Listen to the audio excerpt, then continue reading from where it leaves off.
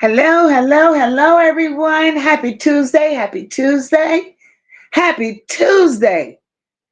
Nulla bells and bows, cousins and friends, even you itchy bush watchers. Baby, I need all y'all up in here, seated, posted, comfortable, and 45 hot tonight. We taking this thing back.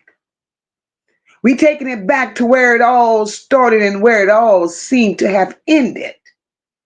Tonight we are going and we're going to visit that two-headed, moldy faced snake of a greedy, nasty, money-hungry child endangering grandma and matriarch, as they call her. Tonight we're talking about Annette. We're talking about Annette, y'all. So get on up in here. Y'all saw that title. Y'all saw the thumbnail. Yeah, I said it. Matriarch and guardian. Child, please. Please. Tonight, Annette, your testimony is exposed. You are exposed. You exposed Ziyah far too long. Tonight is your turn. It's your turn, Donatello. It's your turn. So let me say this plain before anybody gets comfortable. This is not about respectability. It's not about sparing feelings.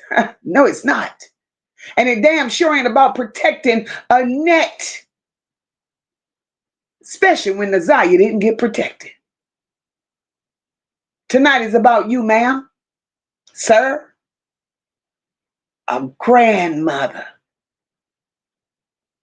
legal guardian, a so-called matriarch, and the liar under oath. See, because when we talk about Ziyah,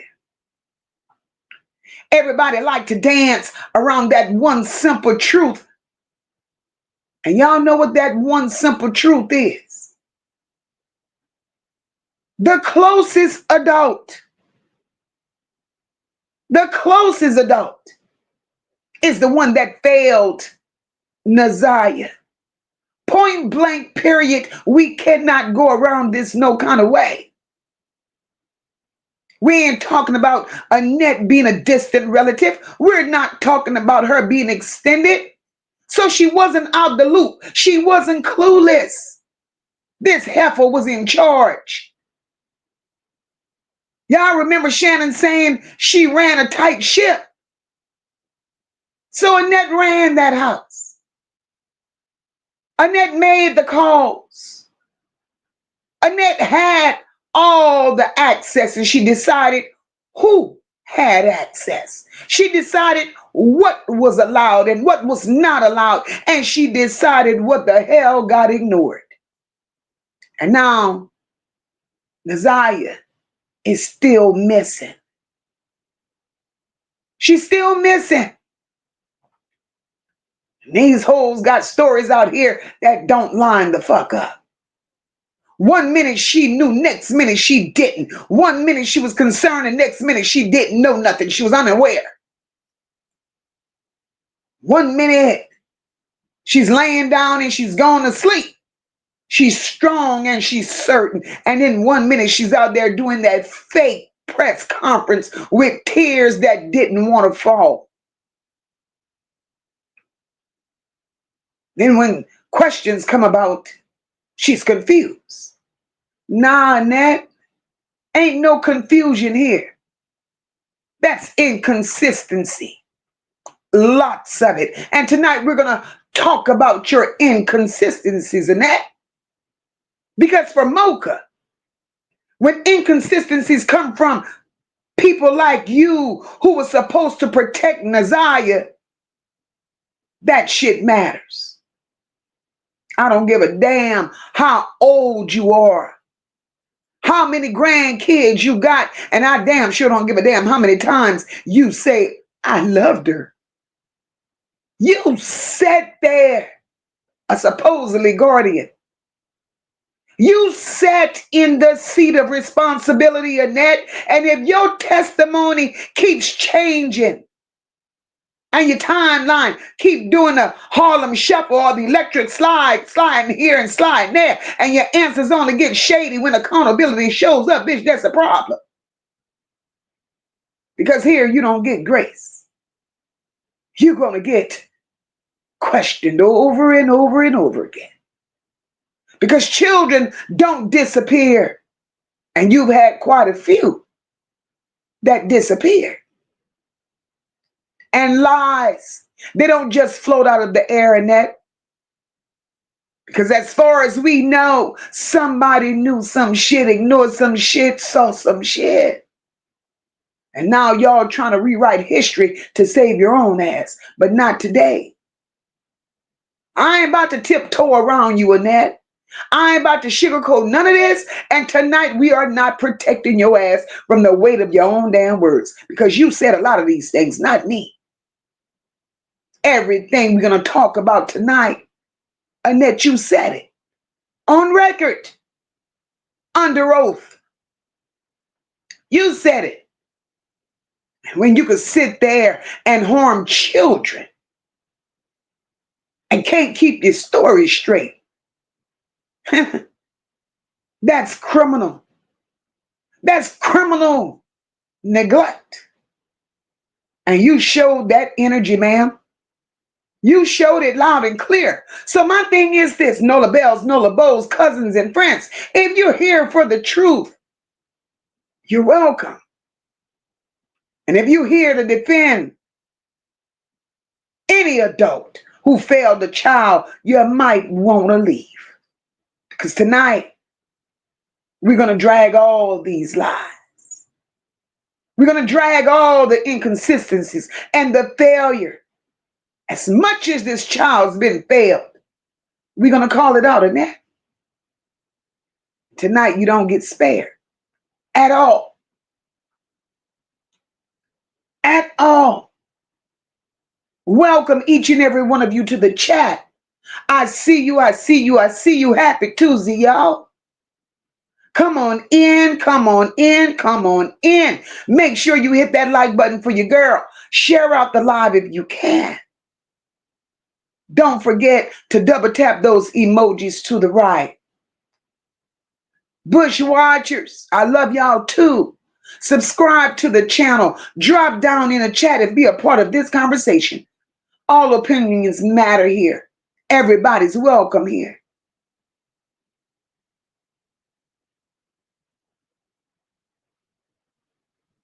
Don't forget to hit the like button. Not later, not after. You get comfortable, hit it now so YouTube know that we are in the building. I encourage you all to share the live out. Text it, I don't give a damn. Post it. Drop it where it needs to go. Don't say somebody should see this. Make them see it, please. And if you're not subscribed and you sitting in them bushes, baby, go ahead on and fix that. Hit subscribe and turn them notifications on. And those emojis are waiting for you. Double tap them, please. Double tap them, please. Let YouTube know we're live and we're very, very active. Now, y'all know Moca's going to do what Moca does. I'm about to step away for a quick minute. But while I'm gone, I need the chat to move. I left a pinned comment up there. I need your feedback on it.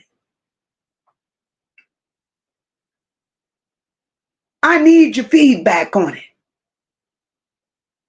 Along with your feedback, I need y'all to flood this chat for Moca. Just type in this bitch, Annette failed Ziyah. Annette failed Ziyah. And if you rocking with the truth, drop it. If you believe adults should be held accountable, drop it. If you here for the real and not for all these excuses, please drop it. Annette failed Ziyah. Do what you do, chat. I'll be right back. Welcome to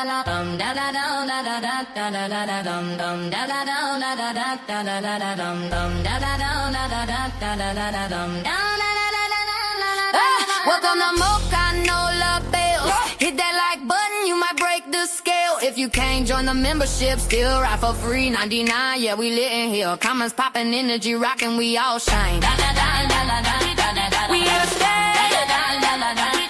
We have a stay.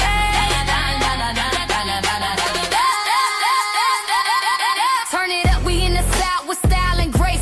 Mocha got 'em talking, can't nobody take a place. Nah, from the bayou to the block, we drop truth, not tea. You ain't gotta pay the vibe, hit that like for free. Every panel on fire, every topic on trend. If you ain't a member yet, you still a friend, amen. Got love for the real, was no time for the mess. We keep it authentic, that's no labels at its best. Welcome to Moca, no love bells. Where the truth ring loud like church bells. Like, comment, subscribe, free 99 if you ride. We don't fake the vibe, we gon' live, we outside. Welcome to Moca, no love bells. Where the truth ring loud like church bells. Like, comment, subscribe, free 99 if you ride. We don't fake the vibe, we gon' live, we outside. It's Mocha and the crew, we the talk of the streets. Bring the real back to YouTube, no scripts, no beats. We laugh, we drag, we educate too. All the bells in the chat know how we do. So tap in, lean back, sip your drink real slow. Let the haters keep watching, we steal the show. From Mocha to Nola, we hold it down steady. Platinum plus approved, that girl stay ready. Welcome to Mocha, na na bells. Welcome to Mocha, na na bells.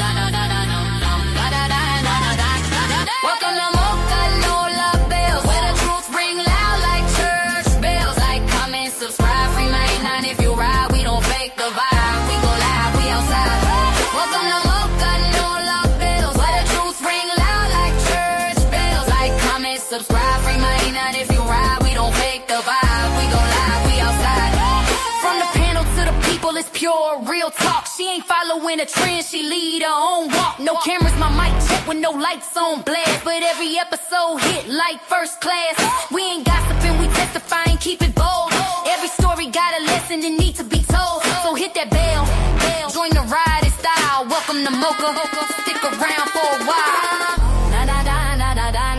Welcome to Mocha, no love bells.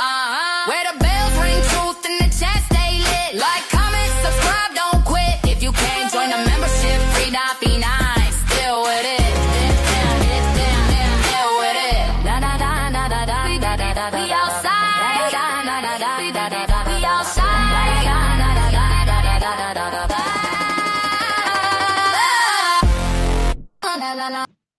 Welcome, welcome, welcome, guys. We are back in this thing. We are definitely back in this thing. I see y'all up in here. I see y'all. Welcome, welcome, welcome. Y'all saw the title and y'all saw the thumbnail. Y'all know exactly why we're here.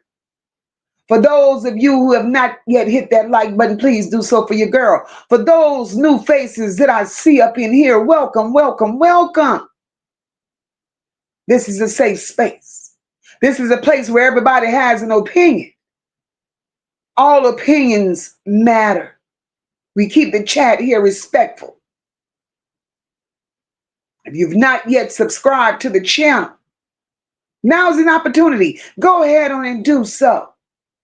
Support the cause. But before I get off into this good old commentary, let me slip this disclaimer up in here. Copyright disclaimer under Section 107 of the Copyright Act of 1976. Allowance is made for fair use, for purposes such as criticism, comment, news reporting, teaching, scholarship, and research. Fair use is a use permitted by copyright statute that might otherwise be infringing. Nonprofit, educational, or personal use tips the balance in favor of fair use. That's it, and that's all. Let's get where we gotta go. Annette,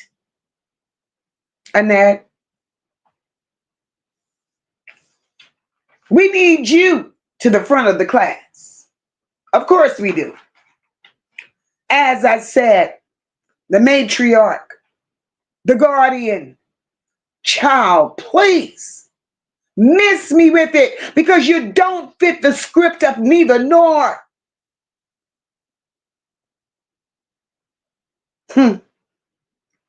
Tonight your testimony is exposed. You exposed. You lied. You lied. You lied. What Annette gave on that stand, it was controlled, y'all. It was very much controlled. Annette, you did several things that needs to be talked about. Several things. Annette, I remember you saying on that stand, nobody asked you for it. These people ask you, what did you remember Ziyah wearing? I'm confused on the clothes that you described Ziyah wearing. Because I don't know where that powder blue jacket comes from. We don't know where the powder blue jeans come from. We don't know what you were talking about when you mentioned that shirt underneath. You mentioned a blue hoodie that you, Annette, personally bought for Ziyah the previous fall. I have a problem with that, Annette. Because everything that you said on that witness stand, Annette, none of it lined up with what y'all described her to be wearing on the flyer. And none of it aligned with the evidence that they have. I have a problem with that. And then, Annette, you volunteered information that wasn't even asked.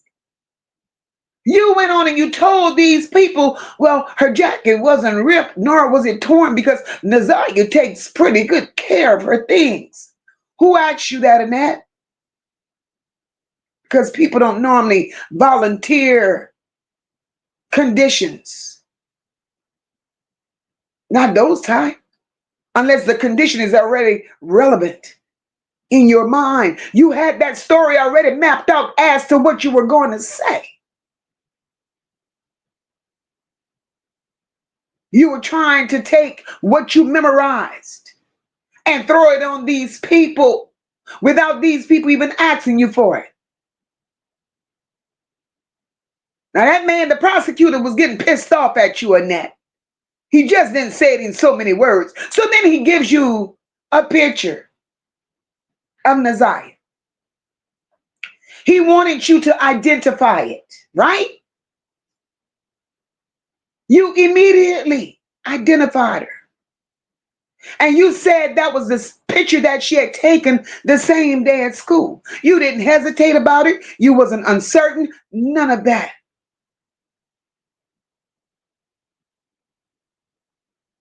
Then you went on. You started talking about Ziyah's routine. Ziyah normally walks through the door at 3:05 after getting off the bus.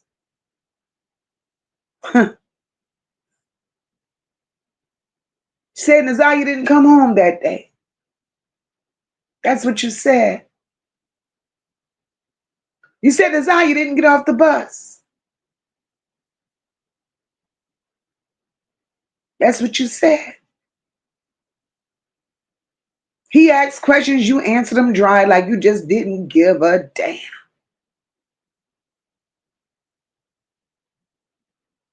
When that man stopped asking you questions right there and that, that's where your responsibility should have began. There was no more timeline after 3:05. You didn't say shit about the urgent need to find Ziyah after she didn't show up at 3:05. You didn't even find it in your heart to explain your actions after 3:05. And to me, what stood out more is not what you said, Annette. And what stood out more is what you didn't say. Bitch, because if you could remember the fabric, the color, the condition, and when you bought a goddamn jacket. But you ain't had no reaction when that so-say strict routine didn't walk through the door. What does that say about you, Annette? You were so focused on control. You were so focused on control, you didn't even realize how inconsistent you were being. Now let me say this shit the way I see it. I don't give a damn about you being a grandmother. I don't give a damn how old you are. I don't give a damn which one of those people sit up there and call you a matriarch or the goddamn queen of that house. Ziyah was missing. Your actions should have mattered more than the damn words you tried to clean up on that witness stand. Why the hell can you remember the color of the jeans and the top? You can remember the season because you said you bought it in the fall of the year before. You could also remember the fact that it wasn't torn. You could also remember the way she took care of things. But what you couldn't remember, Annette, was what the fuck you did at 3:05 p.m. Bitch, that ain't normal. That ain't normal. In Moca's opinion, that's not trauma either. To me, that's selective memory, Annette. And I'm going to say something that most people don't like to hear, but I don't give a damn. See, people describe clothes like that after something happened, like that's important. In the world that I come from, that's description language. That's missing child's language. I know she missing, but I got to throw some shit up in here. I got to throw some shit up in here to make them think that I really care. The shit that you said on that stand, that's nothing saying, oh, my grandbaby was late getting off the bus. You ain't say that. Because me, if my child didn't walk through the door at 3:05 like clockwork, I'm not sitting my ass around cataloging outfits in my goddamn head. I'm outside. I'm calling the school. I'm walking to the school. I'm going to the school. I'm going to meet the bus driver. I'm going to the parking garage of the bus. I'm calling somebody. But Annette's testimony don't tell us what she did. It tell us what Ziyah was wearing. And that's a problem.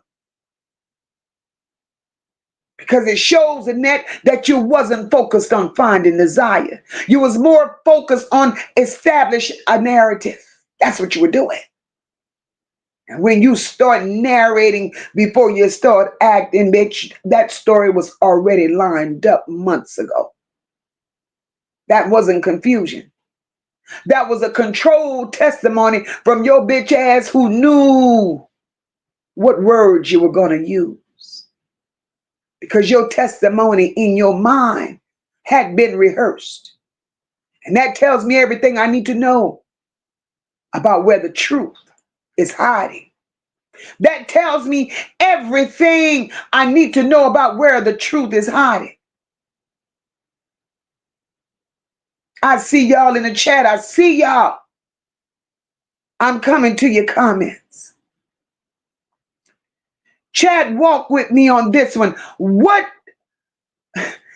Answer this. Why would Annette remember every detail about Ziyah's clothes, y'all? But not what the hell she did. But not what the hell she did when Ziyah didn't come home at 3:05. Because she was there. Then she said she left and went running errand. That's what she said. That's what she said. Tony says Annette Harris didn't need her glasses at the birthday party. So why was she acting like she didn't see Jarvis in the courtroom? Wicked can miss us with the bullshit. We ain't buying it with the fake crying. Absolutely not. Absolutely not. Welcome to each and every one of you in the chat.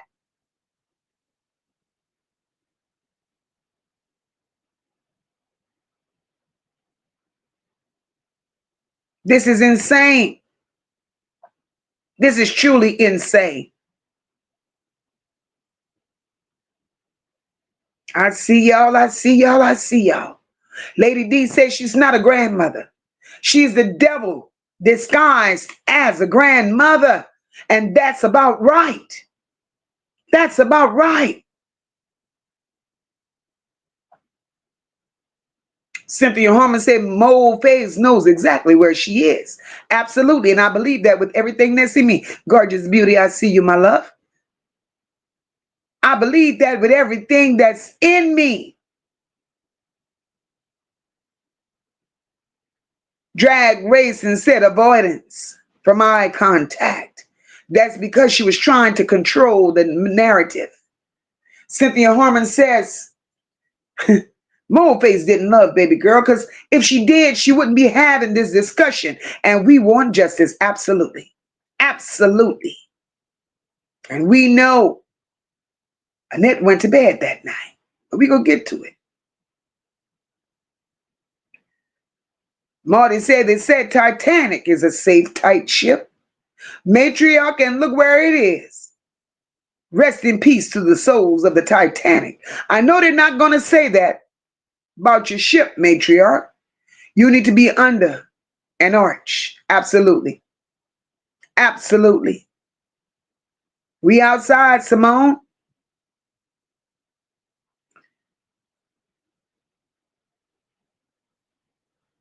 Erica says, I tried to share something in the community chat about Anisha went missing, another Annette's foster child. Girl, Erica, thank you, baby. But baby, I got it. I got it. I had already had that information, but we going to talk about that too. Leanne, I see you, boo. Thank you so much, Rock, for the copyright. We know Annette failed Ziyah. Big time. She failed her. Chucky said all them adults that was around that baby failed her. Every last one. Every last one. I see my mods up in here tonight. Hey, y'all. Hey, I see y'all. Some of the hardest working mods on YouTube. I love y'all for it.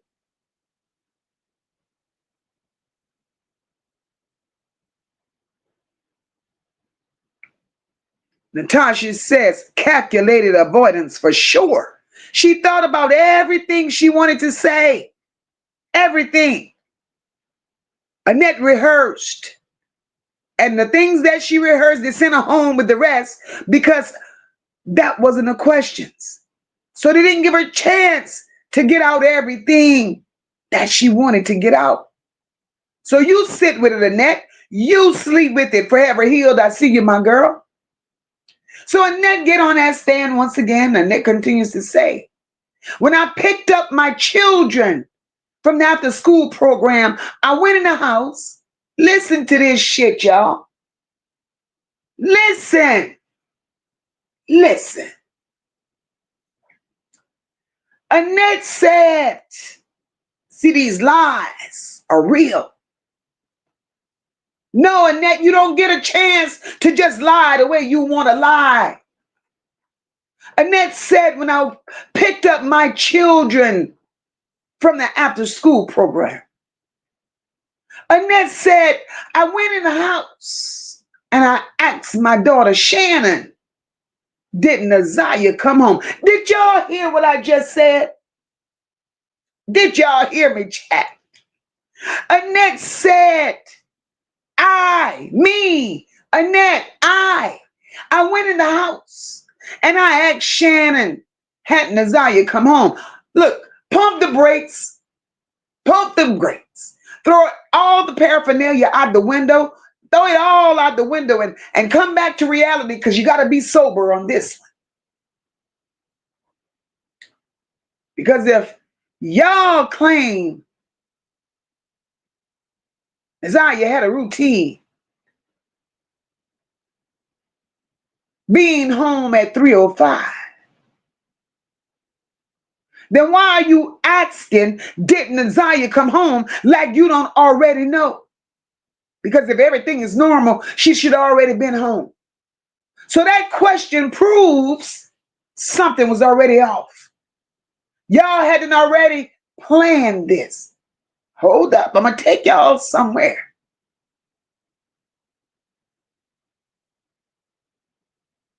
I came home with my children.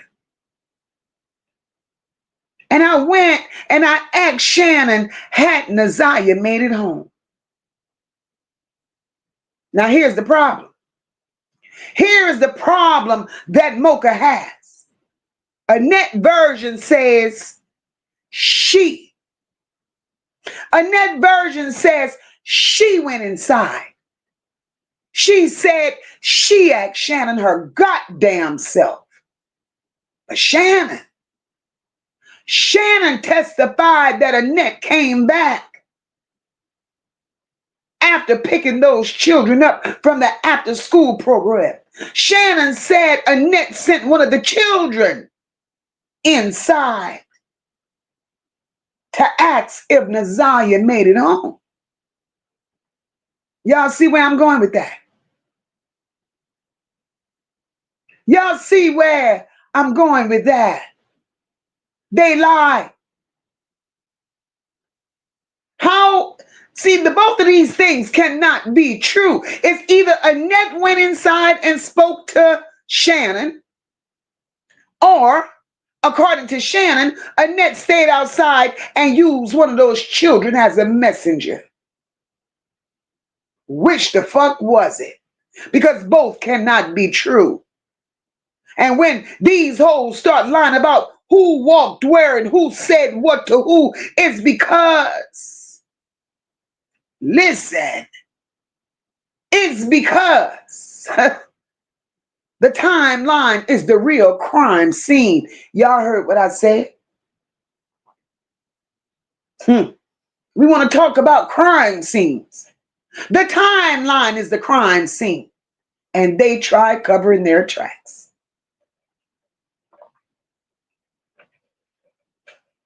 I ain't finished with you, Annette.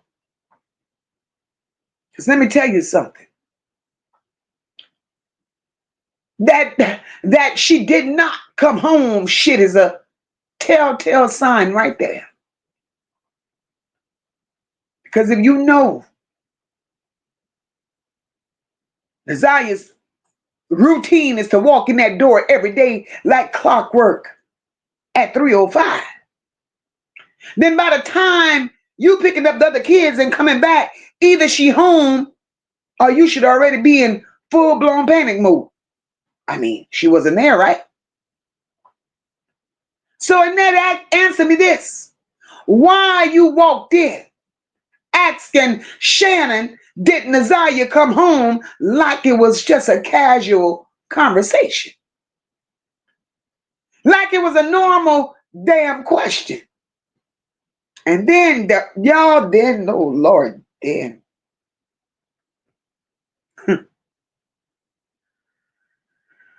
Ooh, child. Annette. Because I'm still confused. I'm still confused in that. Because you and Shannon, y'all had all this time to get your story straight. Y'all had all this time throughout this child's disappearance to cover your lies. But y'all fucked that up. That's when I get to the point where, wait a goddamn minute. Because Annette,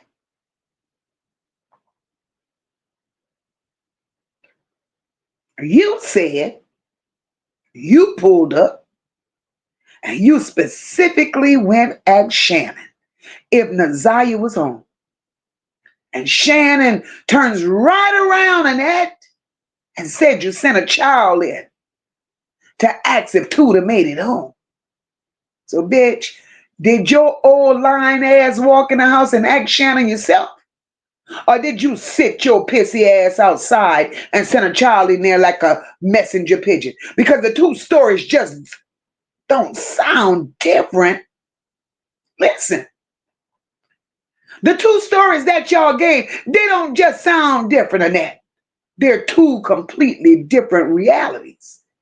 And if you lying about something that small, bitch, walking inside versus sending a child, bitch, you lying about it all. You're lying because where you were matters, Annette. What time you got there matters, Annette. And what you did during that window, Annette, it matters. So, bitch, you lying. And one reason that people lie about their movement is when their movement exposes what they were really doing. So, yeah, I'm going to say it. Bitch, you lied.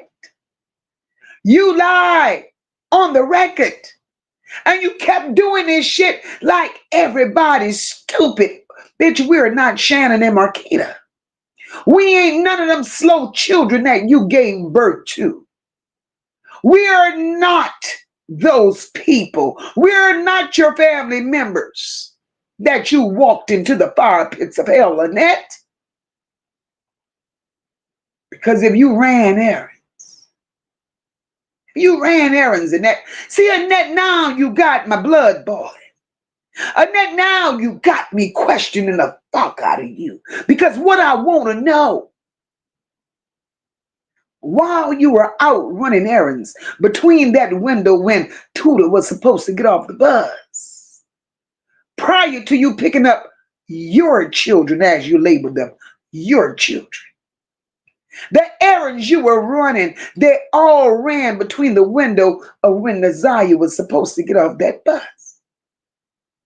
So come here, Donatello. Come here, Donatello. Did you pick up Ziyah off of that bus route?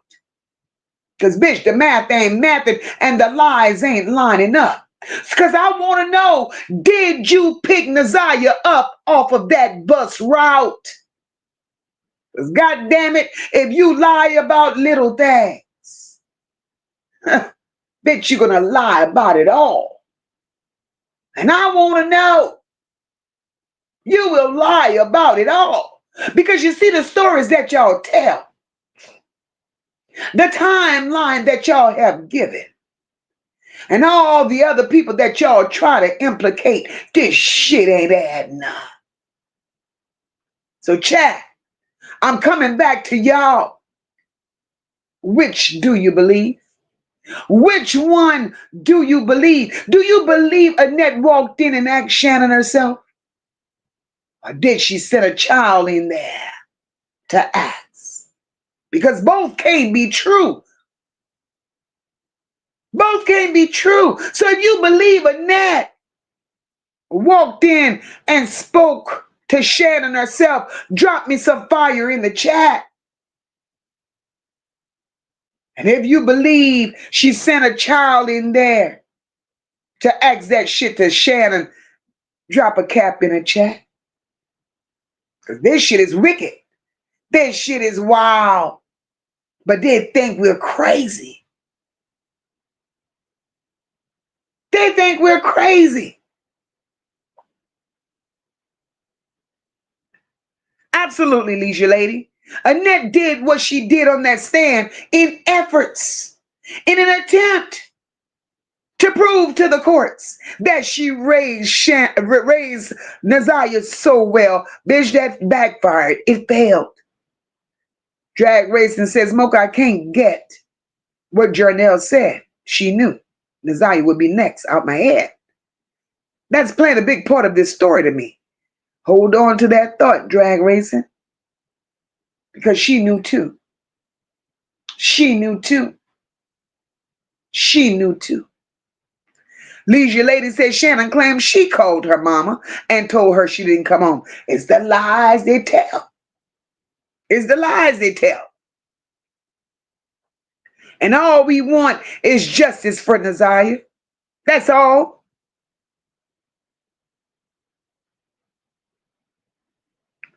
Hey, Arshelle, welcome.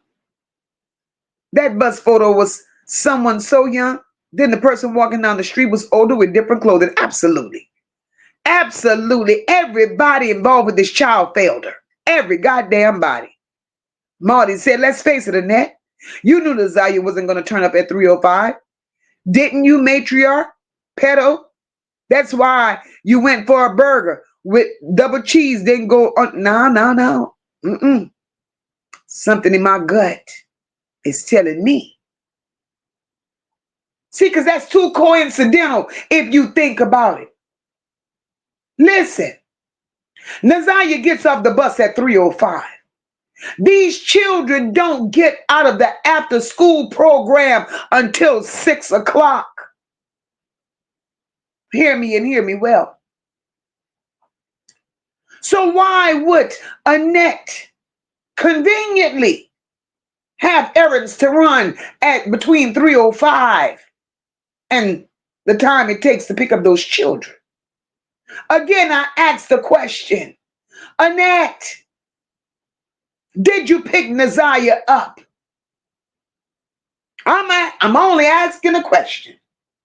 Did you pick Ziyah up, Annette? Because this shit ain't looking right. I want to know. Because rather you tell it to me or you tell it to the courts. You may not tell either one of us, but you're going to have to answer for it, ma'am. God sees all. So I want to know, did you pick her up? Is that why you stood at that press conference? Y'all don't know why y'all took her. Bring her home. They wouldn't have had to bring her home, goddammit, if you wouldn't have took her to them. How about that? Y'all think Jarvis Butts is going to lay down on this one? Especially knowing that y'all played a major role. Y'all think Jarvis Butts is going to lay down on this one knowing what he knows? Because it goes back to what I said. And I'm going to stand 10 toes on what I said. If Jarvis Butts knew he was turning himself in for a power charge, knowing that he unalived Ziyah supposedly, he might be stupid, but nothing in me believes he's that stupid to unalive someone and then go turn himself in. That don't make a bit of damn sense. Even a crazy person wouldn't take such a risk. So let's keep going. So Annette, Ziyah didn't come home on the night. Annette went home and Annette went to sleep. So in the morning of the 10th, you claim you went to Ziyah's school. Spoke with the dean, you spoke with the principal. You told them you was on your way to the police department to file a report, but they stopped you in your tracks and told you, bitch, hang tight, we're going to do the work for you. They told you don't worry about it. Told you they would do the work for you. Told you to go home, rest. Said DPS would come to your house. You know? Then you claim you spoke to an officer at the school. Stop. Just stop right there. I got a problem with all of this. All of it.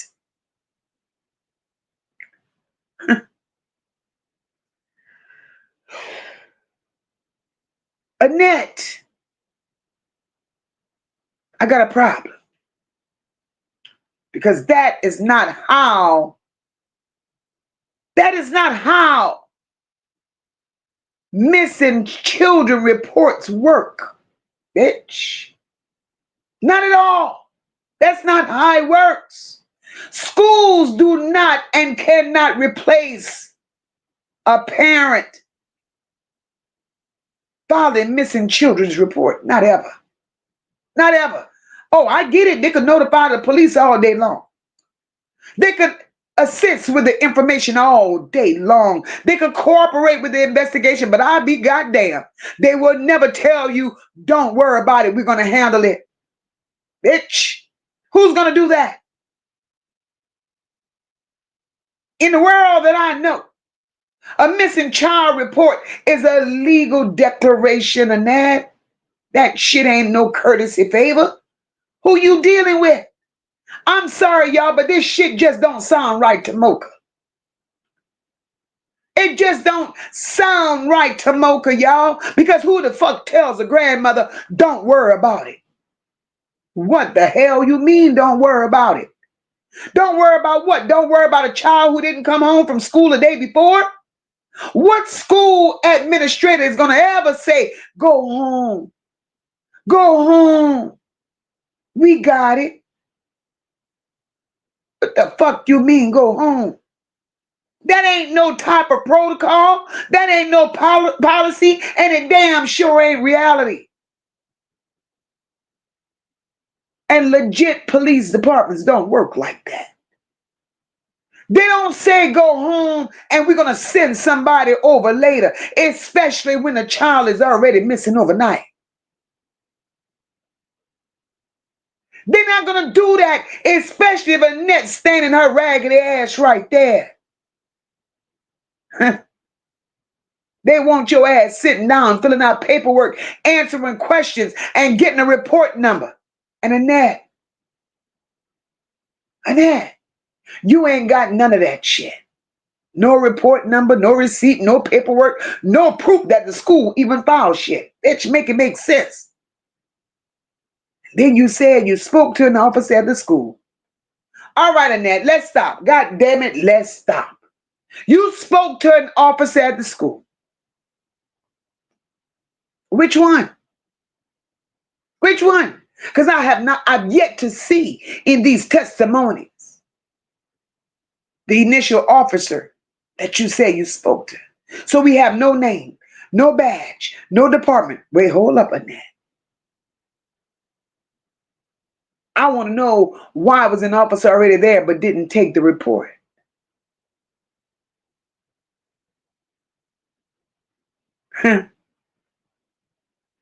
Because it seems like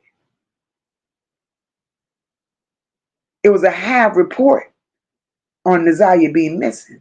And it sounds like a cover story to me for delay. And here's the kicker. Let's bring Derek Wolf into the picture. Thank you, sister. My sister said don't let off their necks. The Nola Bells and Bowls will keep pressure on these dumbass box of bitches. Absolutely. Listen. Let's bring Derek Wolf into the picture for a moment. Derek Wolf was asked to go to the school. Derek Wolf was asked to go to the school by Jarvis Harris. Listen. Now, Derek Wolf testified and said he spoke to Annette on the 10th. Follow me, y'all.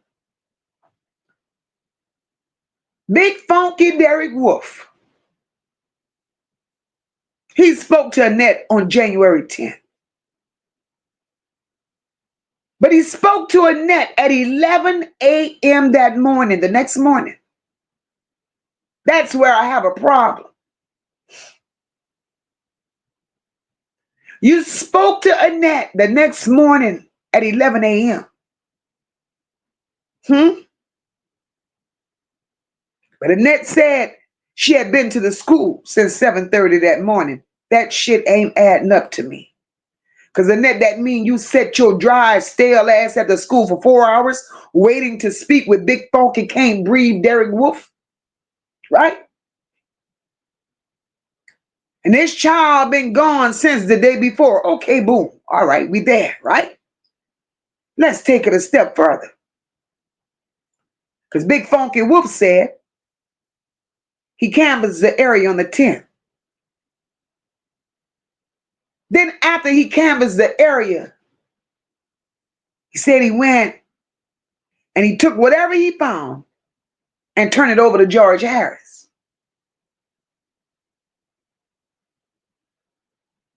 Police didn't get this case for another 30-some days because they dropped the ball. Right?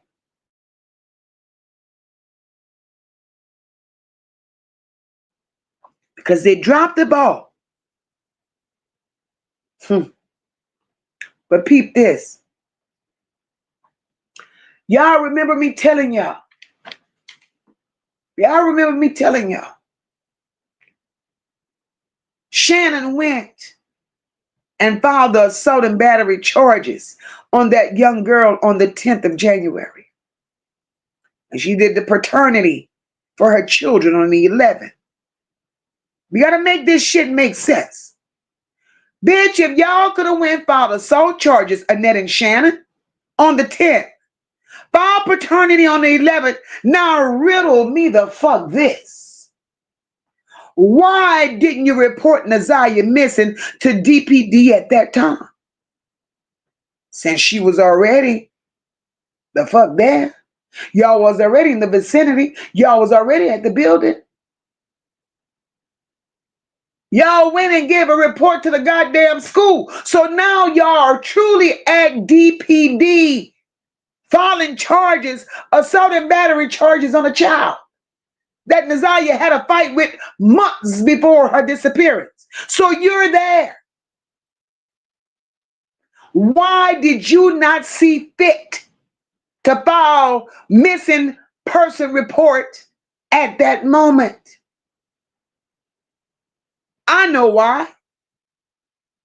I know why. One thing I know is if you would have filed it on the 10th when you went to do that assault and battery, DPD would have been on it right away. That I know for certain. But I'm curious to know why the hell y'all didn't make those accusations when y'all went to do that paperwork. Y'all put paperwork on the little girl. Y'all went and do paperwork on paternity. Y'all was right there. So make me understand, what was the problem? And why didn't y'all let DPD know at that moment? I want to know. That alone is enough to hem y'all ragged asses up. Because now, more than ever, it's showing that y'all were covering shit up. More than ever.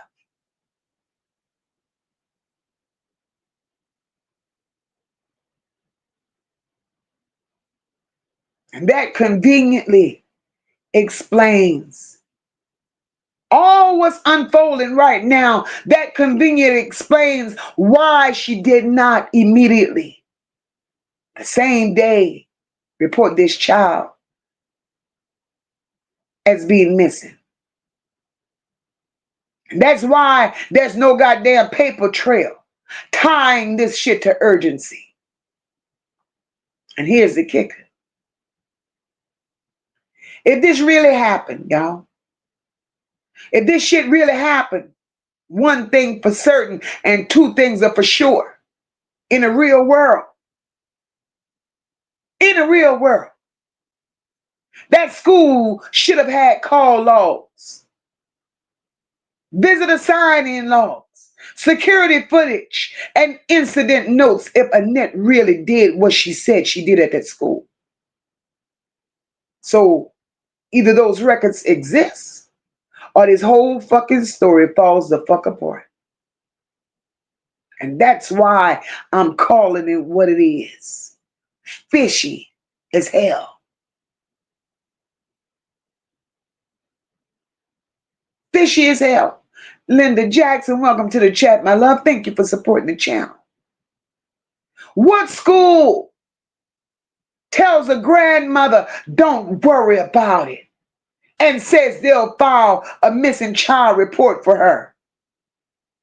What? Man, drop it in the chat. Caps or facts. This shit is wicked. The lies.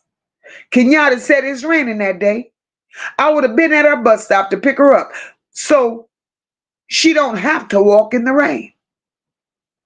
Hear her said, she said nonchalantly, I did nothing, not a goddamn thing. Lady D said the truth ain't in them people. This is crazy. The heel her said Annette was the most errand running motherfucker known to man. That part, sister. That part.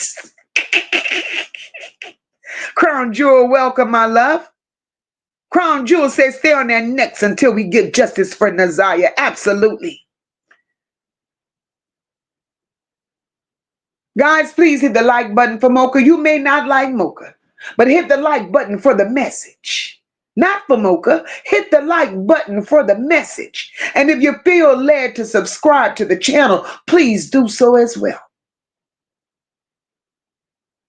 I appreciate it. Damn, Forever Gorgeous.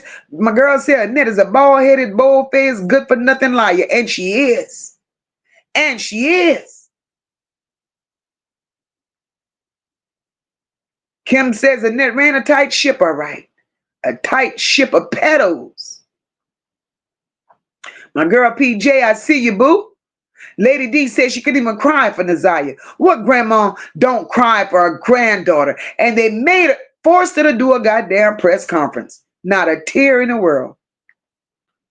Levesque said Annette is head honcho, madam. That's why the bitch went to bed that night. Absolutely. Absolutely. How could she? How could she go to bed knowing that child didn't come home? Don't know if she, well, let me, Mocha, shut the hell up. You and the people in this chat, you could probably say that about. Don't know if they're safe. Don't know if they're warm. Don't know if they're being fed. We would think that way. Don't know if they're scared or hurt. We would think that way. But Annette went to sleep that night because she knew. We have to remember that. She knew. Leisure Lady says if she slept that night, it was after they did what they did. And they did what they did.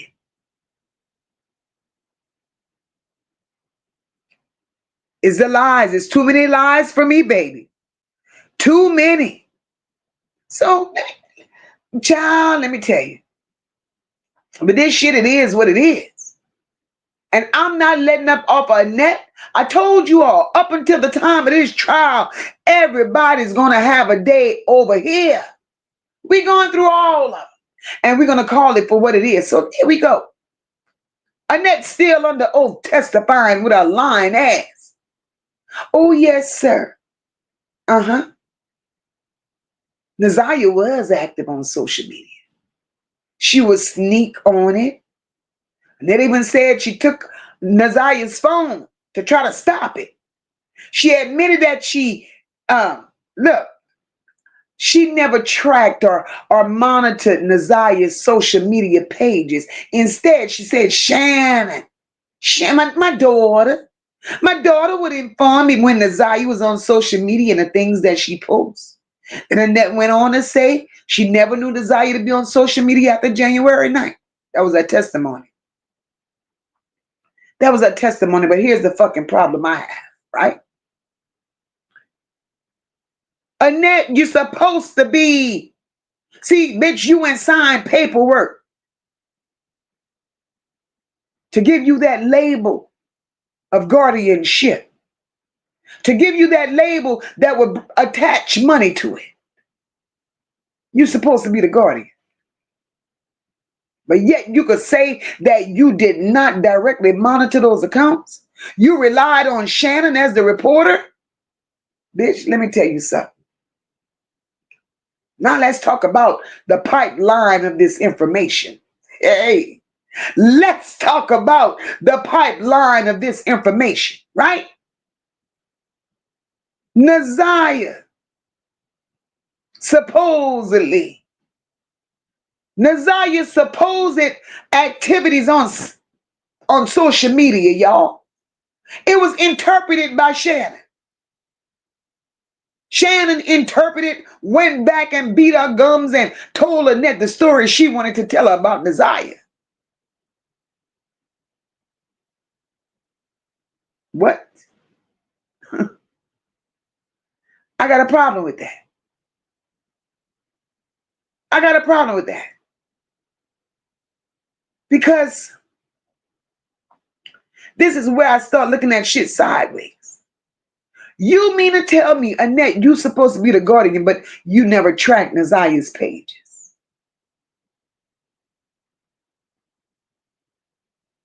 What? You took her phone, but you never checked her accounts. You never monitored. You never verified shit. So then, who the hell was the social media police, ma'am? Shannon. Shannon was the social media police. Shannon is the one informing Annette when Ziyah gets on social media. And I'm just supposed to accept that like it's normal. Nah, motherfuckers, I ain't. Because why is Shannon, thank you, Rob, Annette failed Ziyah? Because why is Shannon monitoring Ziyah's social media and then reporting it up like she's a damn manager of Ziyah? So does that mean that Shannon controlled everything that Annette knew?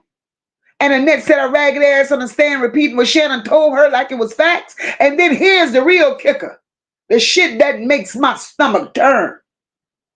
Listen.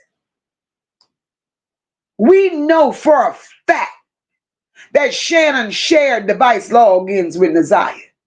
We know for a fact that Shannon shared device logins with Ziyah. Now, here's the real question. Let me get a sip on that. Let me wet my fucking throat.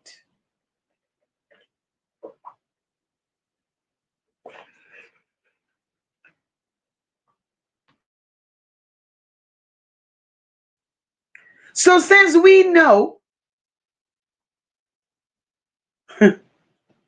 that Shannon shared logins, she shared device logins with Ziyah, the question is, who the fuck was really posting? Y'all see how slick and sick that shit is? Because now,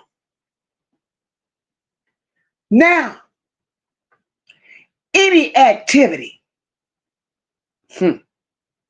that they claim they saw, any post they claim she made, could have been the same goddamn person with access trying to create a narrative. And I believe Shannon did that. And I'm not going to sit here and play stupid. If somebody got your login, they can speak as you. If somebody got your login, thank you, Sister Rock.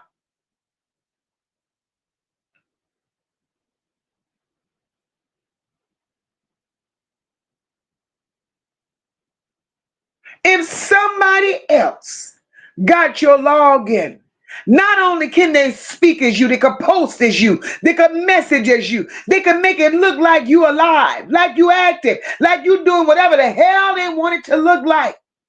And Annette, you got your ragged ass sitting here saying, I never knew her to be on social media after the night. Bitch, you don't know shit. Because you admitted you wasn't checking. You only know what Shannon chose to tell you. So now the question ain't, was Ziyah on social media? The question now becomes, who had control of the accounts and who benefited from controlling the story? Because this ain't about Ziyah sneaking online anymore. This is about grown motherfuckers potentially using social media as a tool to break down and confuse the timeline and to cover their own asses. And that's where I call out Shannon and Annette. That's where I call out both Shannon and Annette.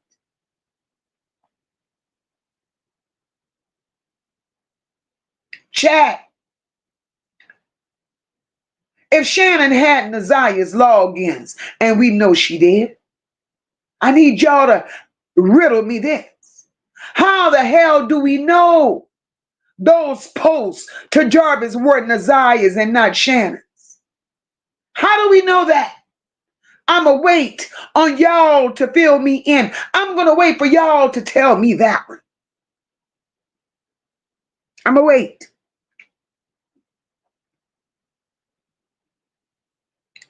Miss Antoinette said, Mocha, why do Annette act like she doesn't know how many children she has in our house? They need to lock her ass up. She didn't take her funky ass in the house. She was in her car. One of the kids went to the door. That's what was said.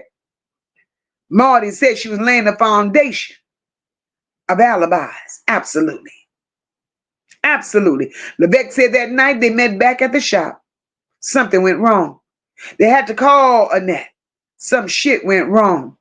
Love you more, Levesque. My girl Tanya Moca, my kids. She picked up the other kids. How was Ziyah at school if she was taken out of the after-school program? Girl, Tanya, that's the part that gets me. That's the part that gets me. Everybody's lying. Everybody's just lying. We're far from stupid. He or her said, riddle me this. Annette claims she never did this before, but she was able to put on her bonnet and CPAP and sleep through the whole night with no concern. How in the hell can you go to sleep and Ziyah is missing? I can't go to sleep if my child is not in the house, letting on a cat.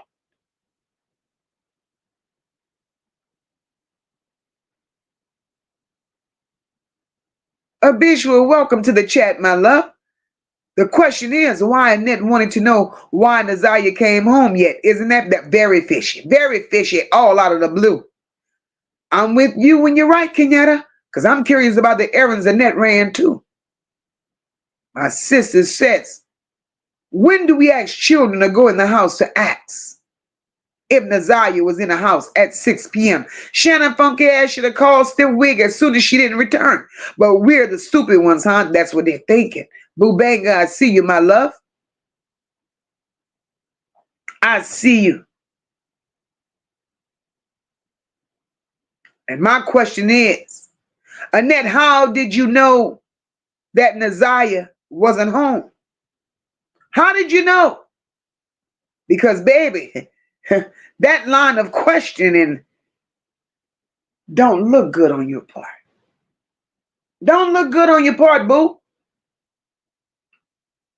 Now, let's add another part that make this whole story shaky like a motherfucker. We know the text message, the text messages came from a text now number, right? We know that the social media posts came from these government phones. Now we gotta understand that means that there's no monthly bills due, no regular carrier plans tied to no goddamn body. Nobody. And what nobody want to understand is that shit matters. It matters. Because digital activity only means something in the real world when you could prove who had exclusive access, which device it came from, who owned it, what logs exist, and what billing trail exists. But what we're dealing with here, text now numbers, government issued phones, Shannon sharing logins with Ziyah. There ain't no damn phone bill attached to this. Then it came from Ziyah's phone. That's what they're saying. But that's weak as fuck. They can't prove that it came from Ziyah's phone, y'all. If y'all following what I'm putting down, please let me know. Because with a text now number and a government goddamn phone, they can't prove that. And what's really sad is if the adults in that house is the ones controlling what gets reported and what gets shown and what gets repeated, all we know is they're controlling the story.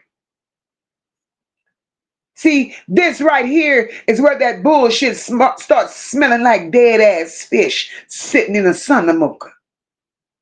So you mean to tell me messages coming from text now numbers You know what text now is? That's that fake number, that internet number. I don't want this tied to me type shit. That's what it is.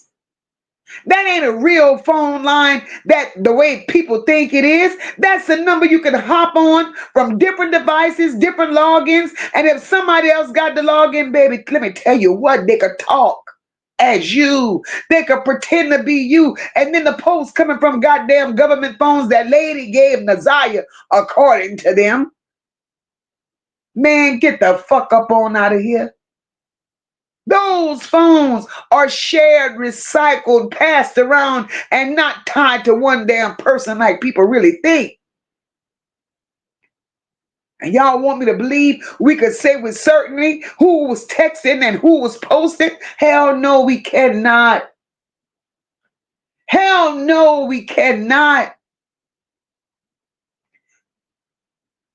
And that's why Shannon and Annette is creating confusion on purpose. Because if you can't prove who typed it, you can't prove who sent it, you damn sure can't prove who was holding that phone when it happened. So now the real question is, why was that digital trail set up in such a way that makes it hard as hell to trace? Why? Because when there's no paper trail and no ownership trail, it gives everybody in that house a built-in excuse. Oh, it wasn't me. It wasn't me. Oh, I didn't know. Anybody could have did it. And that is how the fuck people start hiding behind tablets, phones, text now numbers, while Ziyah is still missing.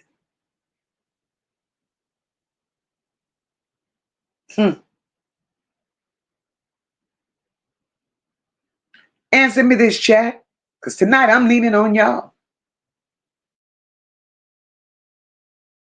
I am definitely leaning on y'all tonight. If text came from text now and the post came from government phones, who can we really say was behind the screen? Can we really say that was Ziyah? That's all I want to know. Can we really sit up here and buy the story that they've been feeding us that it's all came from Ziyah? I'll wait. I will definitely wait.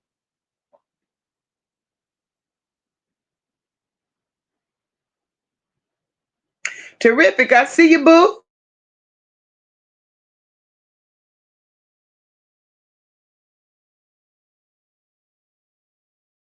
That's that bullshit. But Annette and Shannon think the world is dumb, and we are not.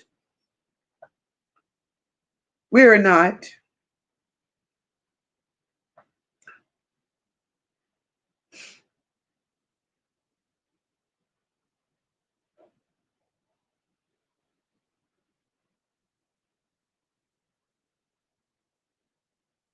Definitely not. Chucky said, I heard she got threatened to do a press conference, and she did. And she did. Lady Libra said she took her to that church. That's why they kicked her out of the church. Hey, Lady Libra. Could that be what happened at 305? Could that be what happened when Annette decided to conveniently run errands at 305? I still say, and I'm going to stand on it, she picked Ziyah up. Them children weren't with her.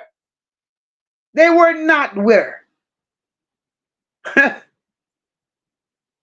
I believe what Lady Libra says.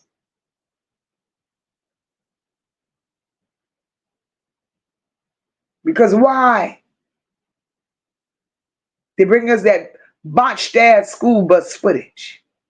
Why is there no signs of Ziyah walking the street from the bus stop where Annette claims it was only a 3 to 5 minute walk from my house? You ain't got ring cam footage from some old funky ass man. And y'all, what? That was fake as fuck. We gonna make this shit make sense. Mr. Boston, I see you, my love. So let's go take it a little bit further. Let's take this shit a little further, right?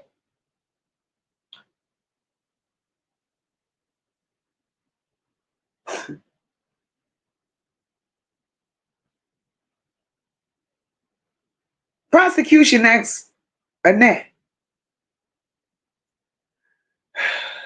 They asked Annette if Ziyah had any nicknames. This bitch says, well, the family calls her Tutter. But I call her Glamorous.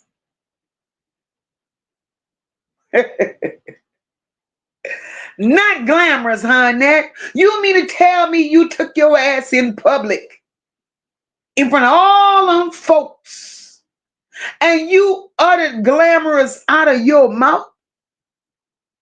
Bitch, right then and there, I could have fell out my chair for you.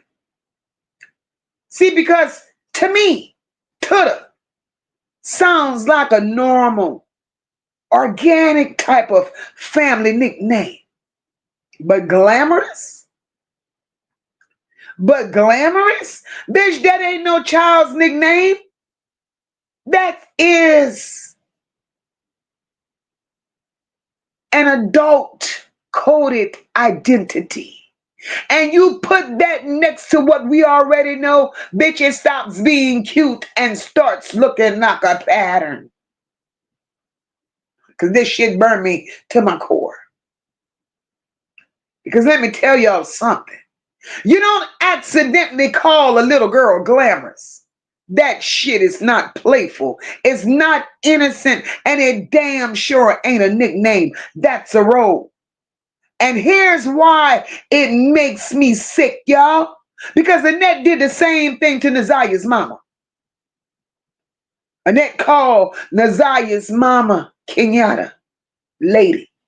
And while she was being called lady, she was also being abused and essayed in the same household by Annette's husband. Same house, same authority, same power, trying to have control. And then here comes Ziyah and this bitch calls her glamorous. Are you fucking kidding me?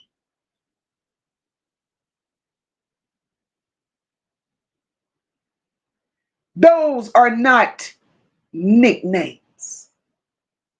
Those are labels. Labels to condition. I want y'all to understand that. Those are not nicknames. Those are labels. Labels. They train a girl how to be seen. Not only do they train these labels, not only do they train these little girls how to be seen, but they also train others how to look at them. And what these labels do, they strip childhood from these young girls and replace it with presentation and Annette the matriarch. Bitch, you pimped out your daughter and you pimped out your granddaughter. The names you gave them, that's grooming language, Annette. And I don't want y'all to miss this part because Annette did not hesitate. She didn't say it softly. The bitch didn't walk back. She didn't take it back. She said it like she was proud. So to her, this wasn't a joke. This shit was intentional. See, when trauma repeats with the same goddamn script, same name, same environment, same nasty bitch in control with the same outcome, this is not coincidence. This is a design. And I'm going to say what people have been too scared to say because names don't just not them type of names. Those type of names could never uplift a child. Those type of names set them up. Set them up for failure. Set them up to be targeted. Set them up to be failed. Set them up to be sexualized. And Annette, the matriarch, she was the architect of all of it. All of it. So I'm going to ask you all a question. Do you all believe lady and glamorous sounds like innocent nicknames to you? Or do they sound like roles given to girls in an unsafe environment who's getting ready to be put to work? I'll wait. My girl PJ said Annette is a damn liar. She sent one of them children in. Why would she ask if Naziah was home? Shannon never said she called her to tell Naziah wasn't home. She never, absolutely. See, the lies. The lies. Antoinette said, nope, she did not pick that baby up. And how is it that she said Naziah was not in the after school program anymore? So why would she go to school checking for her? That part. That part. She got caught up. And just like I clocked it, the courthouse clocked it too.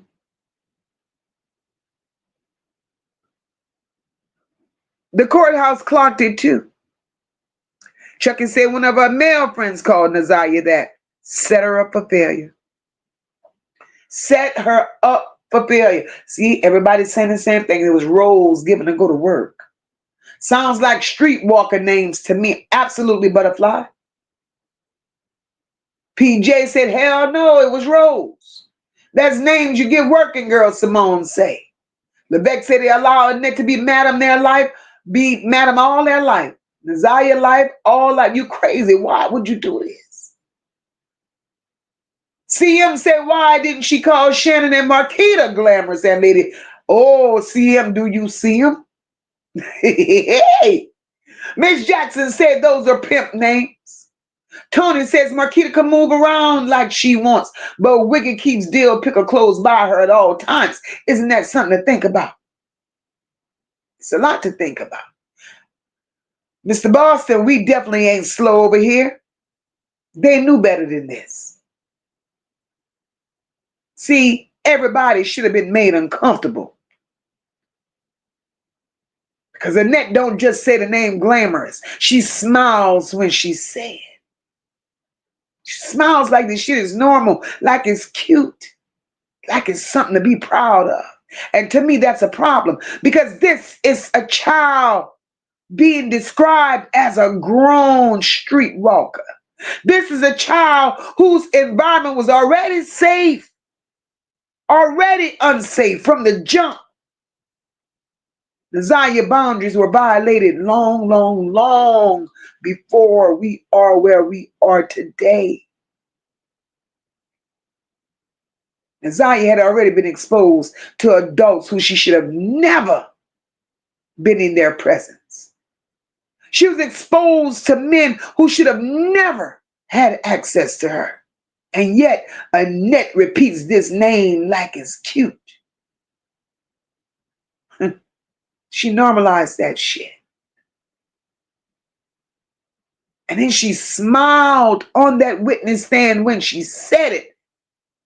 Because how the hell you smiling calling a little girl glamorous when the world has already seen that child in situations that she should have never been in?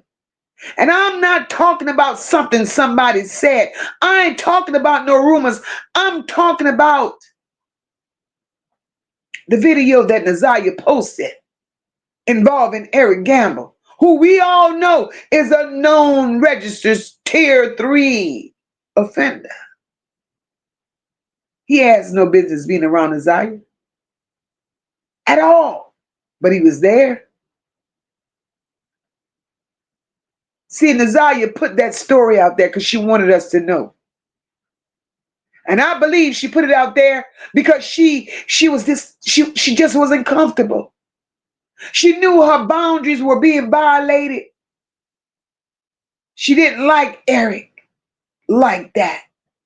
But she had to be with him because Annette had took Eric's money. So Naziah was stuck between a rock and a hard place. Ziyah had no power and she didn't have control. Annette controlled it all. And by Ziyah putting these videos out, in my opinion, that was her only way of saying this shit is wrong. And she wanted somebody to see it.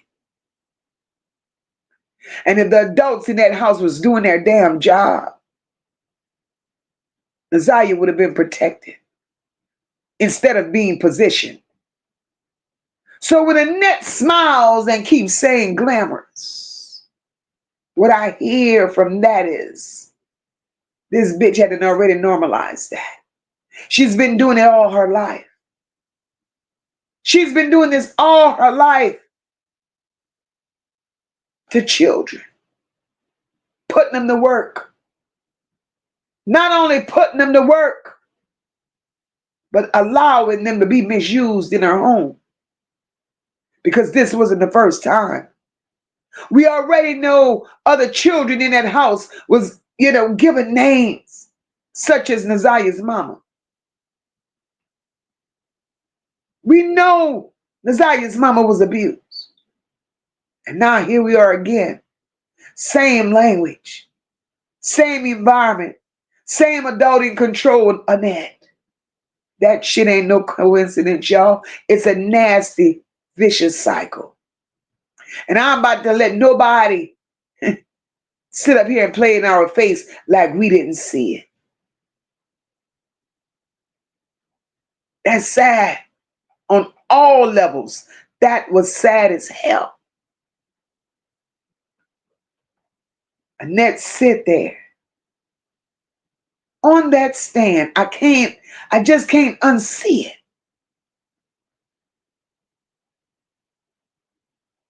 Annette told those people she adopted Ziyah in 2016. She told those people, lady, she ain't got no relationship with her. Ziyah ain't got no relationship with her. She also said Ziyah had no friends on Bedford. No friends ever came over. Ziyah never went to nobody's house. But she did say Ziyah's only close friend was Janiyah. So let me tell y'all where Moca got pissed off. Because you don't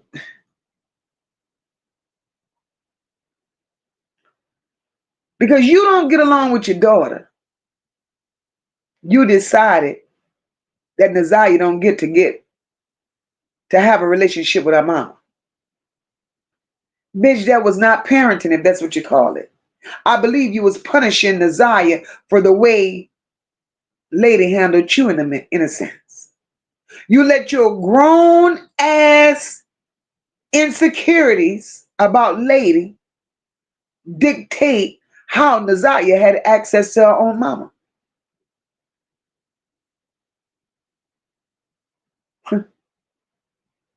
You isolated Ziyah for your own selfish reasons because you didn't want the world to know what you were training Ziyah for. You said Ziyah had no friends. She never went to nobody else's house. And to me, I look at that. That meant you didn't want no outside eyes looking through what you were building.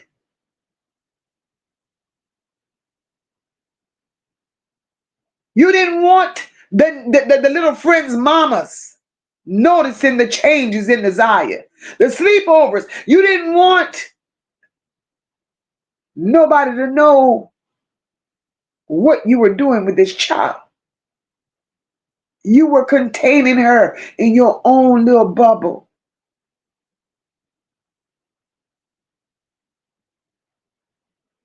And one of the biggest red flags in all of this to me was her only close relationship was with a child inside that same damn nasty family home. So the only friend she got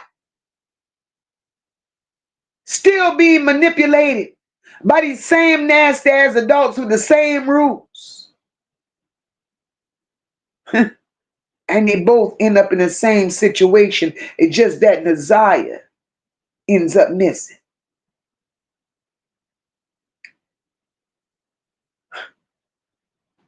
Y'all put Ziyah in that situation because y'all wanted everything to stay inside that house. Because y'all didn't want nobody questioning nothing. Y'all didn't want nothing to get reported. And everything that was done in that house, y'all normalized it. So no, don't tell me this shit was discipline, nor was it protection. You isolated Ziyah. And you wrapped that shit and put a bow on it. You wrapped that shit and put a bow on it and scared the shit out of her.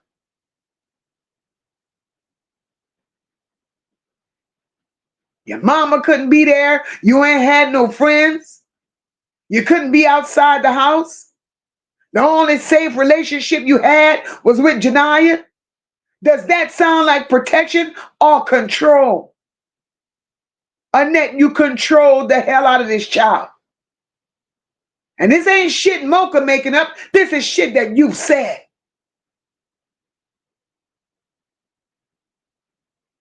But you're bragging that you're Ziyah's legal guardian adopted parent. What?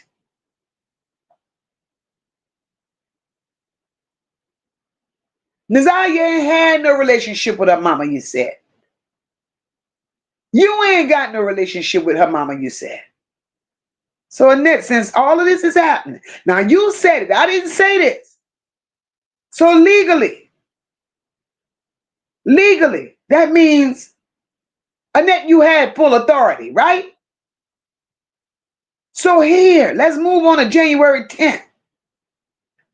When y'all drag lady into all of this. When y'all drag her into all of this. You ain't need no consent, Annette. You ain't need no approval. You didn't need no parental involvement. Because remember, bitch, you went and adopted her since 2016. You ain't got no relationship with lady. Hold up. Hold the fuck up. See, because you can't play it both ways, Annette. Let's talk about it. You can't play it both ways. You can't stand or sit your ragged ass on that stand and say you are Ziyah's legal guardian. You adopted her. You handled everything. She didn't have a relationship with her mama. And then, bitch, you turn right around and say, because we went and get my daughter Kenyatta. What? Y'all went and get lady when shit really got real. Why? What was the reason for going and get her? Because one thing I know is to file a missing persons report, police don't require a non-custodial, estranged, as y'all called her, parent to file a damn thing. Schools don't require a non-custodial, estranged parent to file a damn thing. DPS didn't require it. So miss me with the we had to bullshit, Annette. That wasn't about procedure. That wasn't about protocol. Bitch, this was about spreading responsibility. This was about you not wanting to stand your ass. You and big old lopsided head Shannon. Y'all didn't want to stand alone in the bullshit when the timeline started looking funny. Here y'all are. You hoes is trying to create an illusion that everybody was involved. So y'all go get lady and drag lady little crackhead ass with y'all to the school to report Ziyah as a runaway.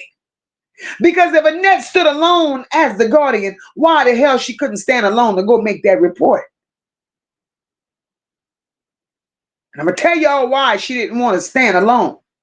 Because then every delay, every decision, every failure that happened, it would have landed in her damn lap. It would have landed in her lap and her ass would have had to answer for it all. So what Annette does? Because she don't want the responsibility now. She don't want the fucking responsibility. So what does Annette do? You go grab crackhead ass lady. You pull her in. The mama you swear you don't fuck with. You pull her in these muddy ass waters just to widen the gap and to soften the accountability. And bitch, let me tell you something.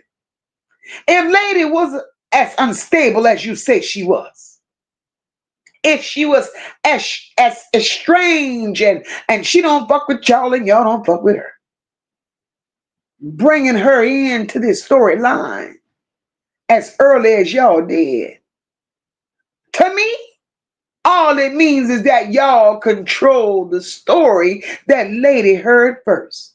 Bitch, that's not help. Y'all manage this shit. That's what y'all did. That's what the fuck y'all did.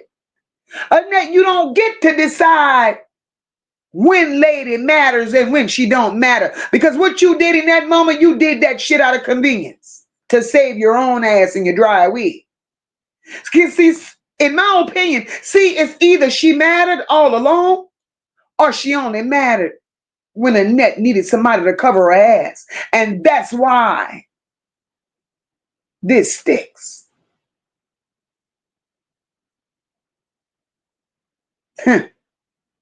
Chat. If Annette was really listen, Annette being a legal parent, guardian, whatever the fuck she want to call herself, and said, lady don't matter. Make me understand, why did she go get lady? Why should she go get lady when the Ziyah didn't come home? Why did she go get lady to file that report? What was the reason? What was her purpose?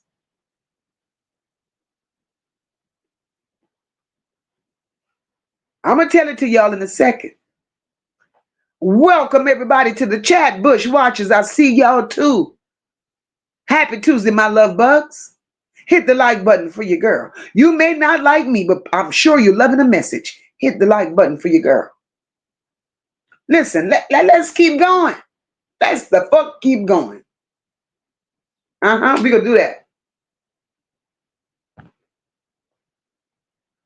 So, after they pulled lady into the we went to the school story. Follow me, y'all. After they pulled lady into the we went to the school story, that was the narrative they were building. Something else happens. Something else happens, y'all. Shannon goes on social media. 2 drug dealers came from Ohio. The dealers came from Ohio, found Annette's house in Detroit, looking for lady, claiming lady stole their rugs, and allegedly said if they couldn't get the rugs, if they couldn't get lady, they were getting a Ziyah. That's the story as it was told. So now, let me test this goddamn story against reality. Because this shit is insane. Because none of this shit makes sense unless somebody fed them information. And I ain't talking about the streets, because the streets don't move like that. If lady was, hold the hell up. Hey, y'all, let me wet my throat. Shit.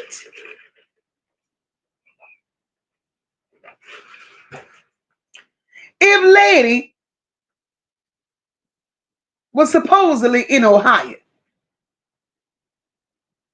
how the fuck do Ohio dealers know how to come to Annette's house in Detroit, a woman, a daughter, a mother, that Annette swore she don't have a relationship with? Make this shit make sense. How do they know? Listen, Linda, damn it, listen. How do they know where Annette lives? How do they know that Ziyah lives there? How did they know that Annette was Ziyah's guardian? And furthermore, How did they know that Ziyah was the one person that lady loved the most? Who told them that?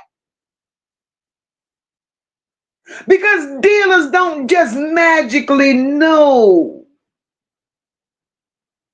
family custody arrangements. That's not street shit. That's inside family shit. So let's talk about it. That wild ass story. That wild ass story just happens to appear after lady is added to the narrative, y'all. Not before, not during the disappearance, but after. After they drug lady ass down there in the name of making that report because they needed another alibi, which meant taking lady down there served the goddamn purpose. It pushed the blame somewhere else. They introduced some invisible ass villains to this story. They didn't want people asking questions. And the biggest problem for me is a threat like that would leave evidence. So my thing is, there's no police reports, no incident numbers, no witnesses, no names, no dates. But this story lived only on social media.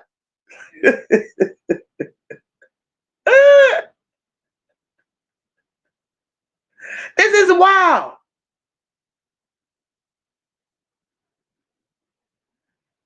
You gotta be dumb as a box of rocks.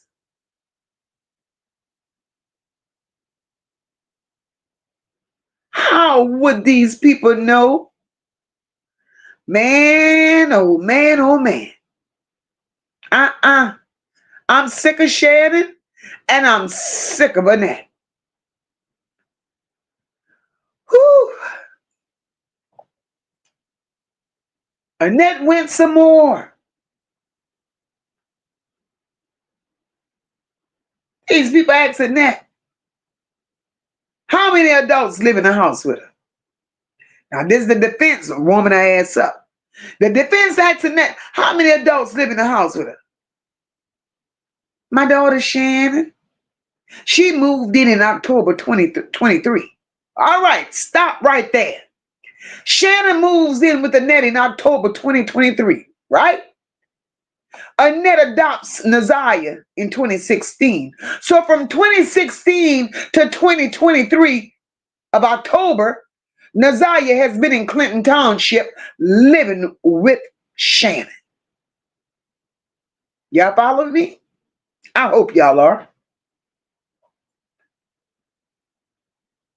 So ladies and gentlemen, and boys and girls,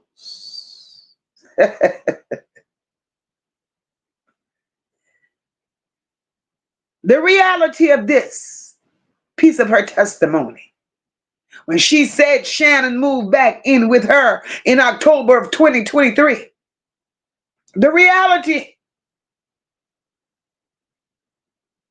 Jarvis has been having a field day with Ziyah.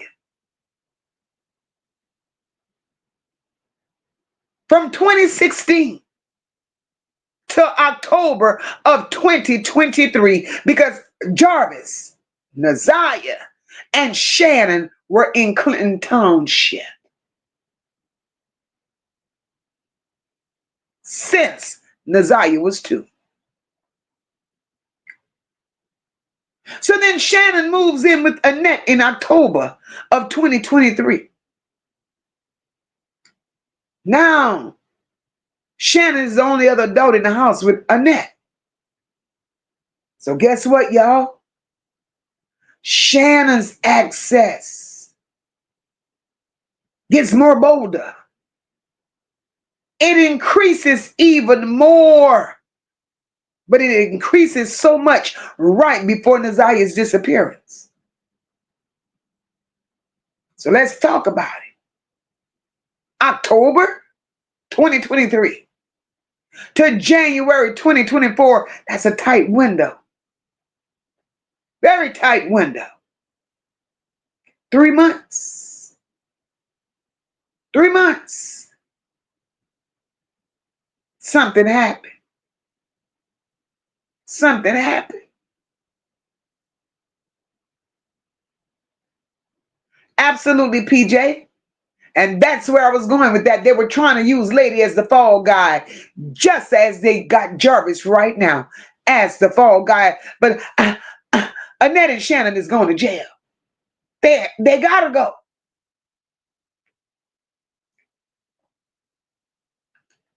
Annette said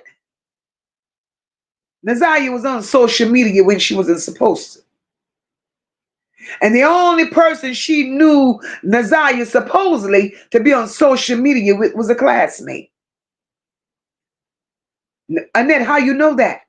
Because you had already testified that you never checked Ziyah's accounts.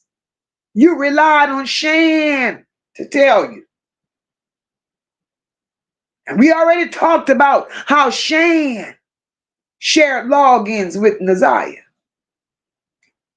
So for you to say, I only knew her to be on social media with a classmate, bitch, shut up. Shut up. You went on to say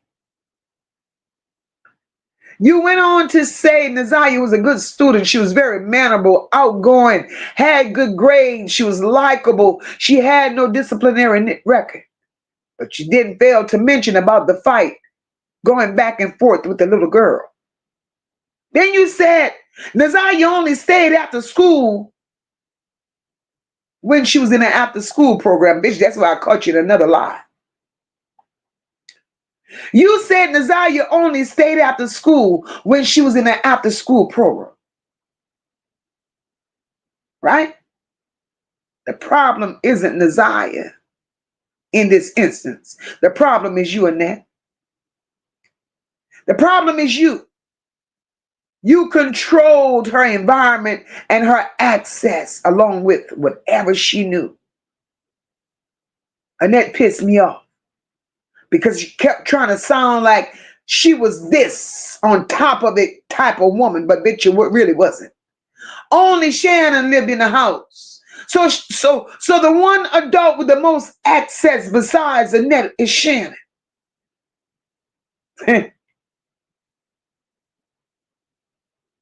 Annette, you knew Ziyah was on social media with a classmate.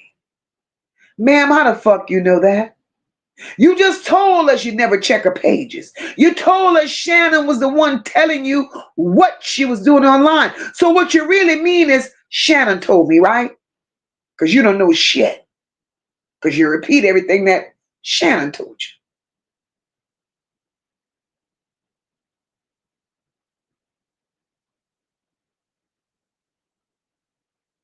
You paint Ziyah as this sweet, stable, good student. But in the same breath, you try to push this sneaking on social media narrative out. Both can't be true in the same breath. Because the child you're describing is a structured child with a routine. That's the part you said to try to make yourself look good. So again, if Ziyah was stable at school, engaged and structured like you tried to make it sound, then what you just broke down wasn't Ziyah.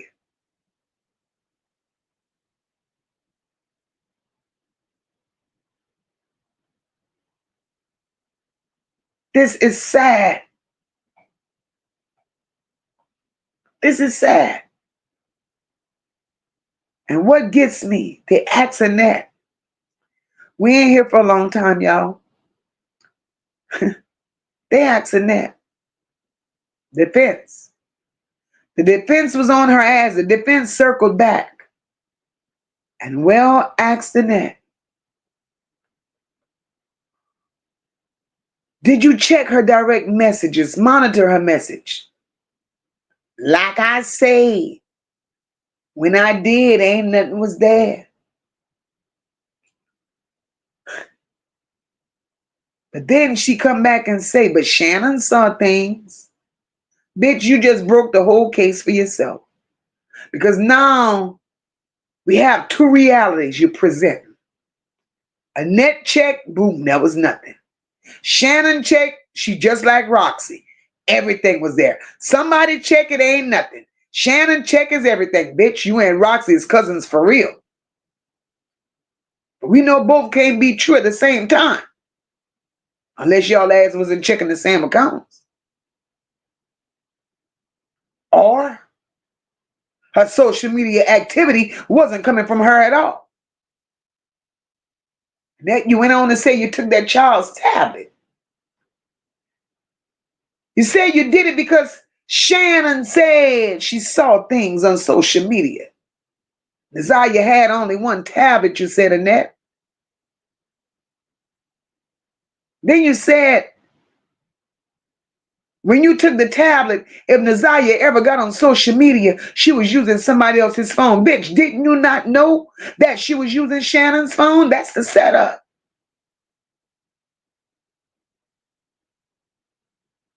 That was the setup. How do you get on a stand and say you checked and saw nothing and then turn around and say Shannon saw everything? Ma'am, pick a reality. Which one you want? It's either you checked and nothing was there or you didn't really check and you just repeating what the hell Shannon told you. You can't be both hands on as a guardian and then pass the baton over to Shannon big nasty ass. Make up your mind. And this tablet bullshit. You say you took the only tablet Ziyah had. But somehow she's still online. So now she using Shannon's phone. Because now every time I ask, I'm asking myself now, who really had control? Because it damn sure ain't Annette. And damn sure ain't Ziyah. The control, if y'all think about it, it keeps landing back to Shannon. And that's the pattern that keeps slapping us in the goddamn face. Annette said I knew, but what she really meant is Shannon told me. Annette said I checked, but then she really want to tell us Shannon told me.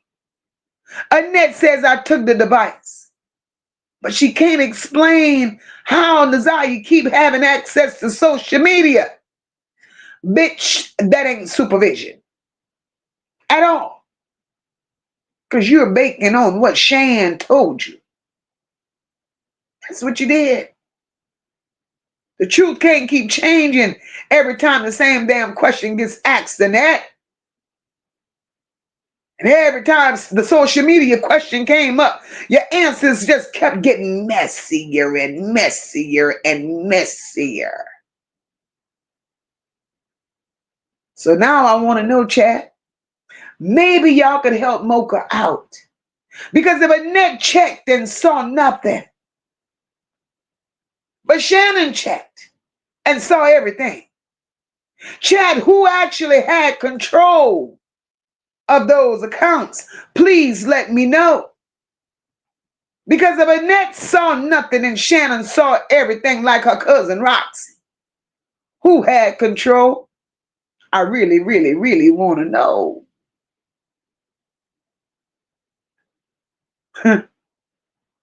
That shit is crazy.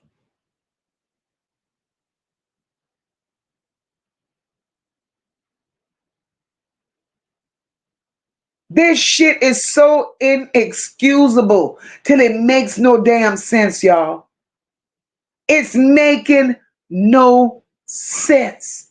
The defense went right on back and took Annette to that defense was he was trying to trap her. That defense took Annette back to the day that Ziyah didn't get off that bus. Annette said she didn't make that report that day. She said she drove around looking for Ziyah. Then she said, Shannon, my daughter, reached out to Ziyah's classmates and friends. What? That's when the story had another hole in it. Because earlier, Annette said Ziyah had no friends. She had no neighborhood friends. No friends coming over. No friends on Bedford. Her only close friends was Janiyah. So what friends did Shannon really reach out to? So now all of a sudden they're classmates and friends that was worth contacting. Y'all rewriting his story to fit y'all's story. Then Annette says something even worse that we all are very aware of. I went to sleep that night and did nothing. Nothing. Come on, Annette.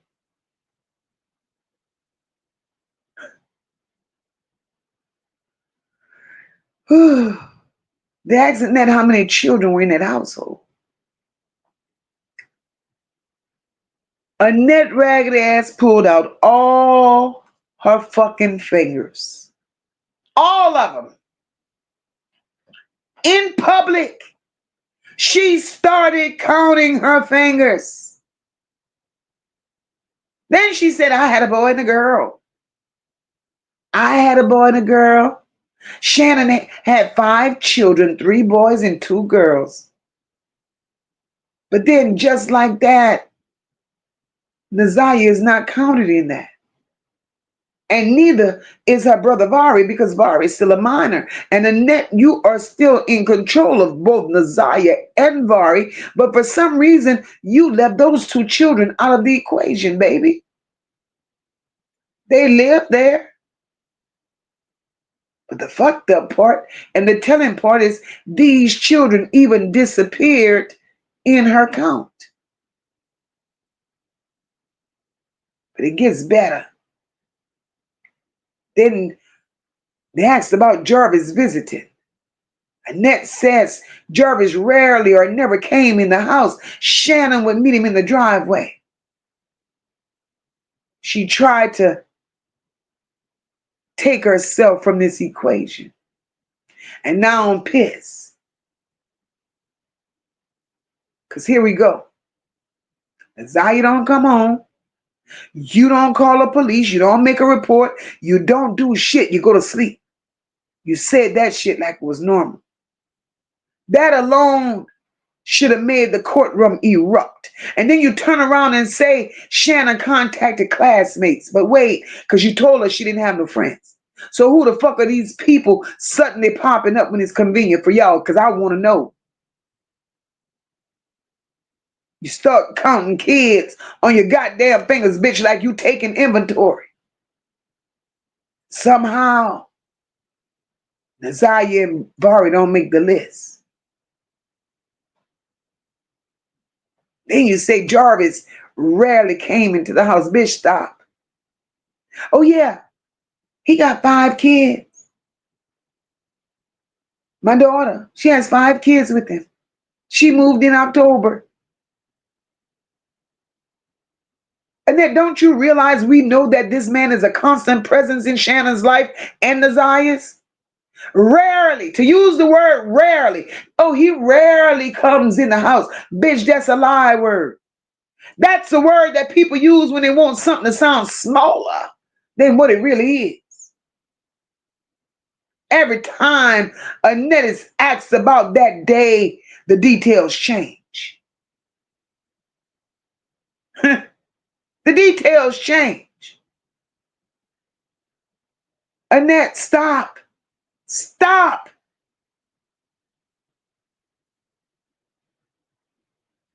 Ziyah could come to you and talk about anything.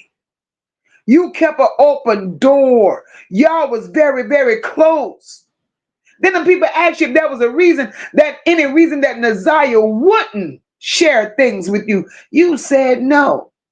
If Ziyah had a medical condition, would she come to you? She should. What? But you're a caregiver. You're a grandmother. You're a nurturer. Lady, sit your ass down. Because you was looking for pretty in your testimony. That's what you were looking for. See, I call bullshit on a lot of this. Because anybody who actually raised children, especially teenagers, they know better than to say there was no reason she wouldn't tell me. Who would say that? There's no reason she wouldn't tell me what's going on. Bitch, that ain't confidence. So what's really going on? If the door was so wide open where she could have talked to you about it, anything, explain to me, why was she isolated from friends and outside adults? If that door was wide open, why did you rely on Shannon to tell you what she was doing online, Annette, if that door was so wide open? If that door was so wide open, Annette, please tell me why you didn't know what devices she was using, when, and with who. Please, Annette, miss me with all of that. All of that. If that door was really open, why was so much going on that you didn't know about, or that you're pretending you don't know about, Annette? You're sick. Jarvis rarely came in your house. The children met him at his truck in the driveway. That's what you said. So then the prosecutor comes behind and asks, now, don't get me, Riggins had already drilled your ass. But then here come the prosecutor asking you what children in particular would go outside to Jarvis' truck. Annette, you said only Jarvis kids would go to the truck. Then you said Ziyah would go only if Shannon was out there. See, now you tried to make yourself sound like you really had supervision.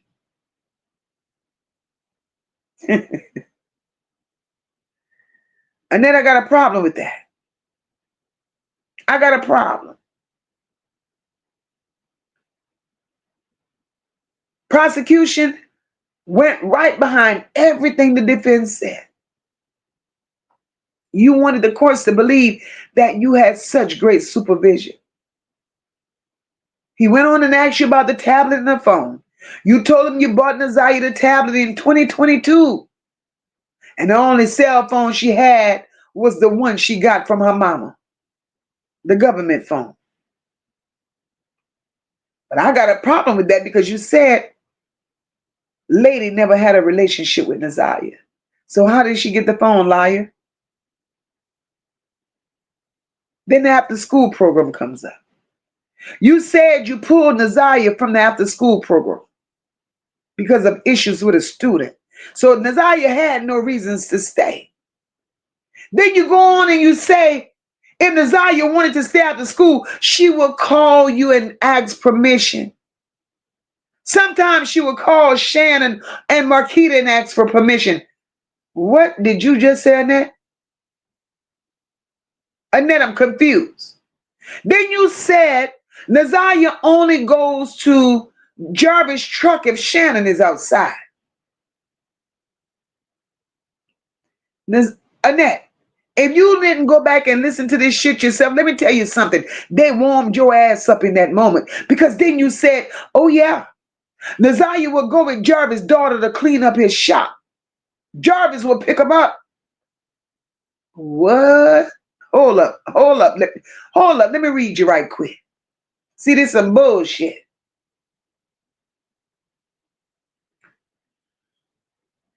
Because at that moment, Annette wanted the court to believe she had rules, she had boundaries, and she had supervision. But every time they asked the follow-up question, the rules fell the fuck apart. First, she say, Ziyah only goes to Jarvis' truck if Shannon is there. Okay, cool. Okay, I get it, Annette. Cool. That's strict supervision, right? Because you trying to protect Ziyah. But bitch, didn't you turn right around and admit that Ziyah went to his shop? He would come pick him up. So which is it, Annette? If she's only around Jarvis with Shannon standing right there, or is he pulling up loading those girls in his car and driving them to his job, because that driveway rule just got exposed as a damn fairy tale, Annette, in real life. And then the phone story you tell. You said the only phone she had was her mama one. Wait, thought you said you don't deal with her daughter. You said you don't have a relationship with Lady. You said Ziyah don't have a relationship with Lady. So how the hell is Lady giving Ziyah a phone? And how is that phone in the mix like it's normal? See, this is why I'm calling it bullshit, because the story keeps changing based on what question is being asked. Then let's go to the after school program. You said you pulled her out. She had no reason to stay. But then you say she would call and ask permission to stay after school. Annette, how the fuck is you asking permission to stay in a program that you supposedly ain't even in? Huh? Bitch, that ain't confusion. That's contradiction 101. And the worst part of it all, you admitted that Ziyah had been to Jarvis' shop before, because you knew where the shop was. You knew he transported the kids. So when the prosecutor asked, did you ever think to go to his shop to look for her, bitch, you said no. And it was a loud no.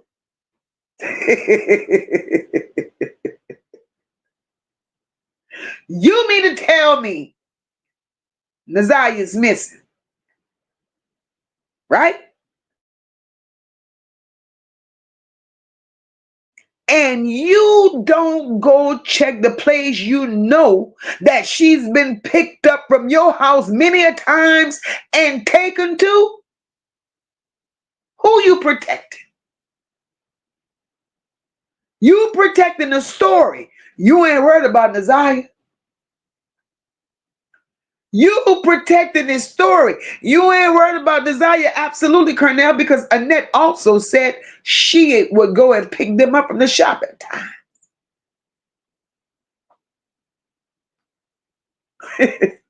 So, chat, help me, y'all. Ooh, child, help me. Because if Ziyah only went to Jarvis' truck if Shannon was there, how is Jarvis picking her up and taking her to the shop? And why wouldn't Annette go check that shop, y'all? Why would Annette not? Y'all go tell me why Annette would not go check that shop.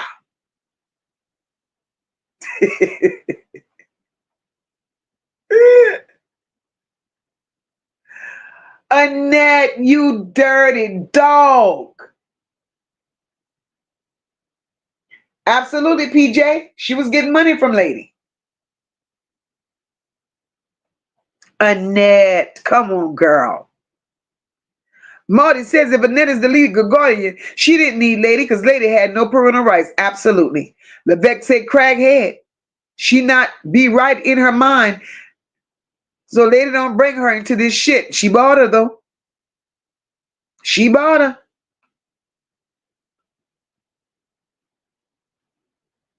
Annette don't get that title from me because she failed Ziyah. Absolutely, Kenyatta. Nobody could stand Annette Cornell. Mr. Boston said that's why I'm saying it was a setup on Ziyah. Absolutely. Absolutely.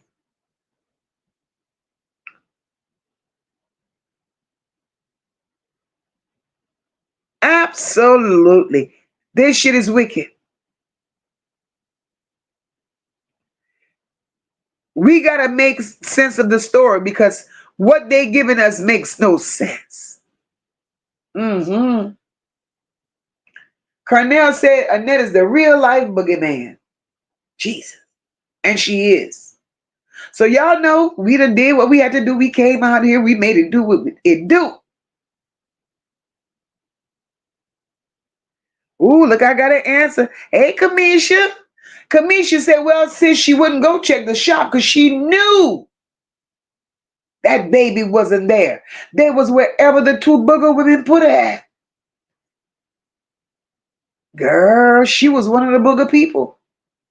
They know exactly what's going on with Ziyah. And I'm going to say this with my chest. I'm not mad at Jarvis Butts for refusing that plea deal. And the reason I ain't mad at that man, Jarvis is everything that they say he is. But I never believed from day one that he was an unaliver. I never believed that.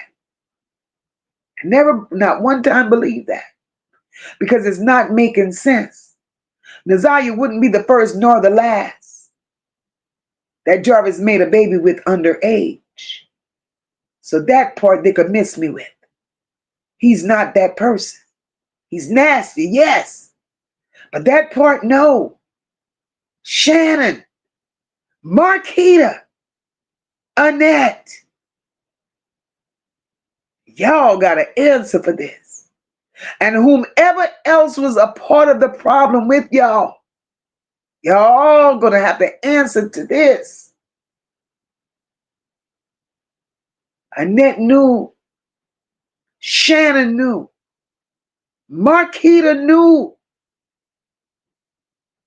Because if I remember correctly, Dre said it right here on this very panel. The night it all went down, and that was his exact words. The night it all went down, Marquita went over to Annette's house. And if I'm lying, please somebody correct me, pull me back and say, Moca, that man didn't say that. But I could almost assure you that's what he said on my platform. He said the night it all went down, they called Marquita. And Marquita went to Annette's home. He said it. And I'll never forget those words. So what is it that he knows?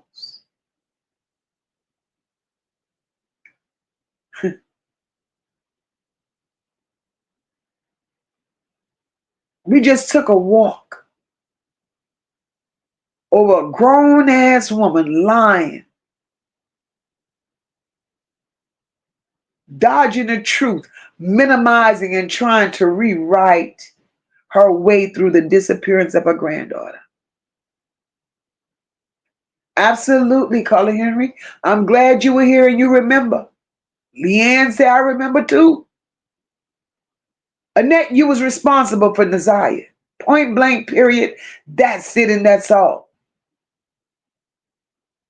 Everything that you done, Annette.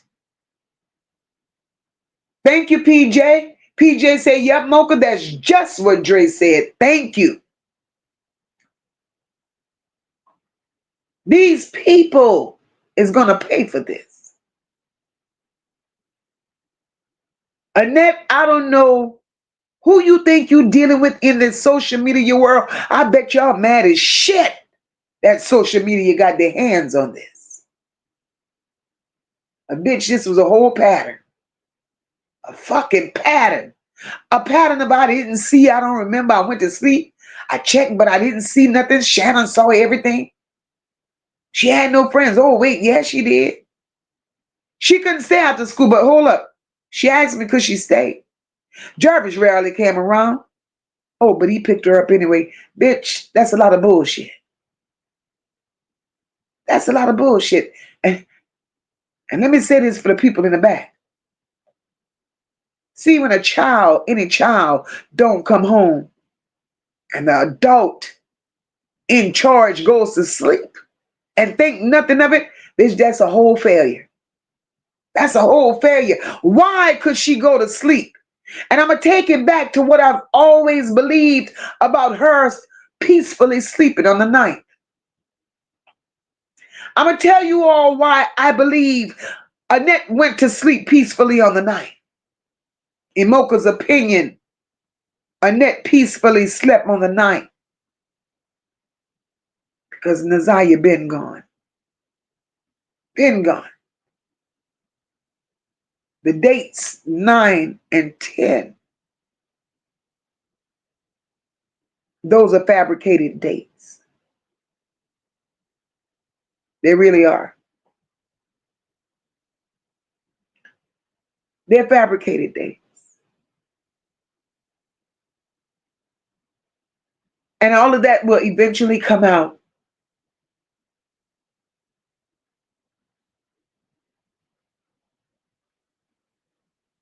All of that will eventually come out.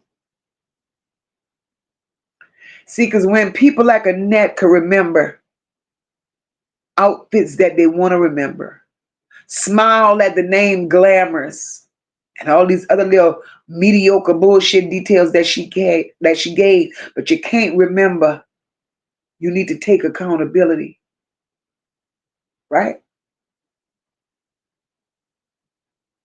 That no longer becomes trauma. That means you're in the business of protecting something. And then when you sit on the witness stand and pretend you can't see a man that you've been knowing for over a damn decade, in my eyesight, bitch, that was a whole choice. That was a choice.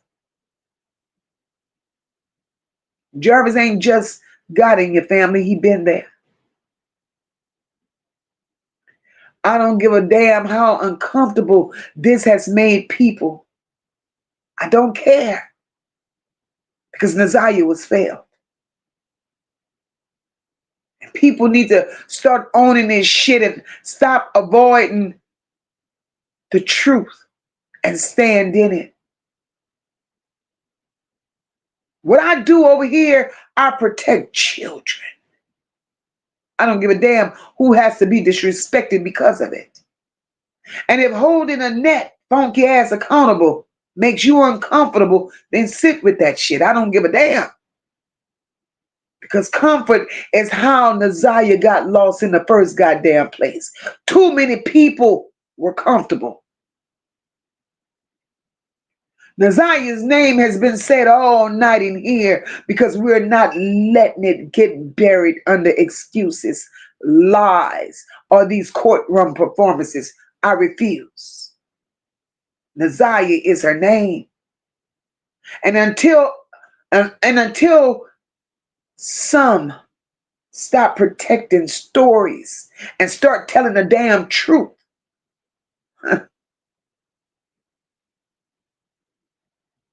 this shit is going to continue being all over the place. But me, I'll be right here calling this shit for exactly what it is. I will be right here sitting on this same porch, giving this same pressure with no goddamn filter, because you see me, I'm Moca. I don't do quiet when children are failed. I just can't. Because children don't deserve to be exposed the way they get exposed. And in the worst type of way, a so-say grandmother grooming children. Hey, Jackie says, I do believe Ziyah is buried around that house somewhere. And the police never really searched. They're all lying, probably connected in this failure of this child. Jackie, let me tell you something, love. We're easy to blame other people for their opinions. It don't take much for some people to want to criticize other people's delivery. But let me tell you something. When Kenneth, that so-say evangelist, came out here, he said a few words that stuck with me, and I never lost sight of those words. One thing he said was Ziyah was so close yet so far.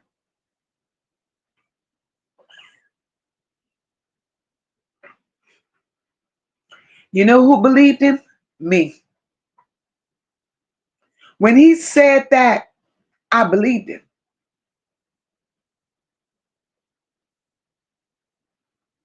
She was so close, yet so far. And when he said that, You better believe he was in the proximity of these people and he heard something. And the more gems he dropped, little bitty ones, Shannon and Annette was afraid that he was going to give it all up.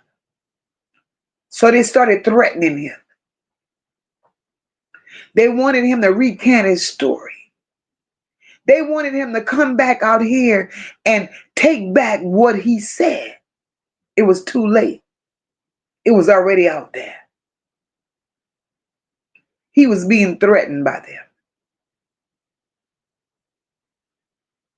Do I believe everything he said? No. Do I believe the most of what he said? Yes. Why, Moca? It may have not happened the exact way he said it. Right? He stretched some shit. But there was some truth in the things he said.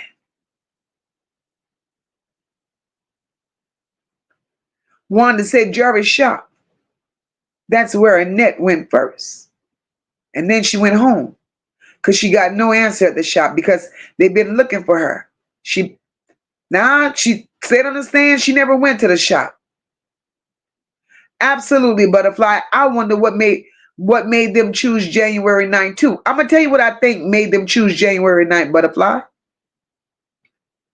Because Jarvis was due to turn himself in. He was due to turn himself in on another separate charge. But Jarvis had gone to the courts and told him he needed a little time to take care of some business. So they gave him an extension. So instead of Jarvis turning himself in January, Jarvis didn't turn himself in until February. And that's what rattled their whole plan. That's what rattled their plan. But guys, I came out here. I did what I had to do. I appreciate each and every one of you that pulled up on me this evening. I appreciate all the love. Those of you that hit that like button, I love you guys. Those of you that share the live, love you too. Even those of you that did not hit the like button, it's all love. You received the message.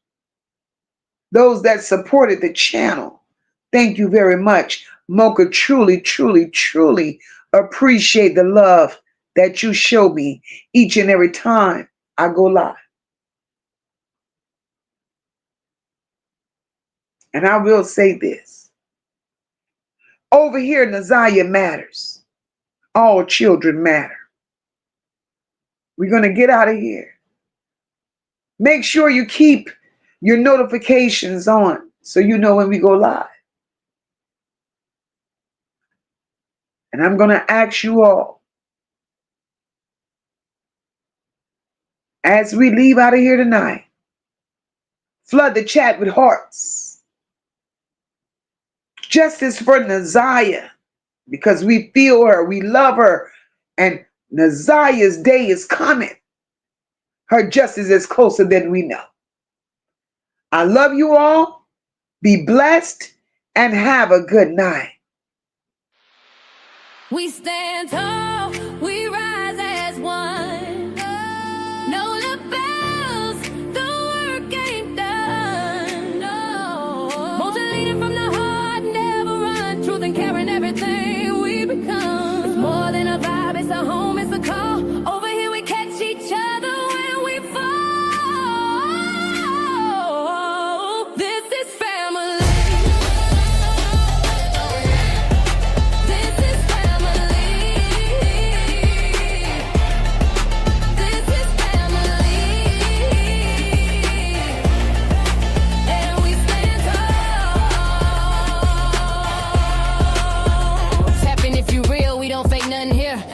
Team full of truth and a chat full of cheer.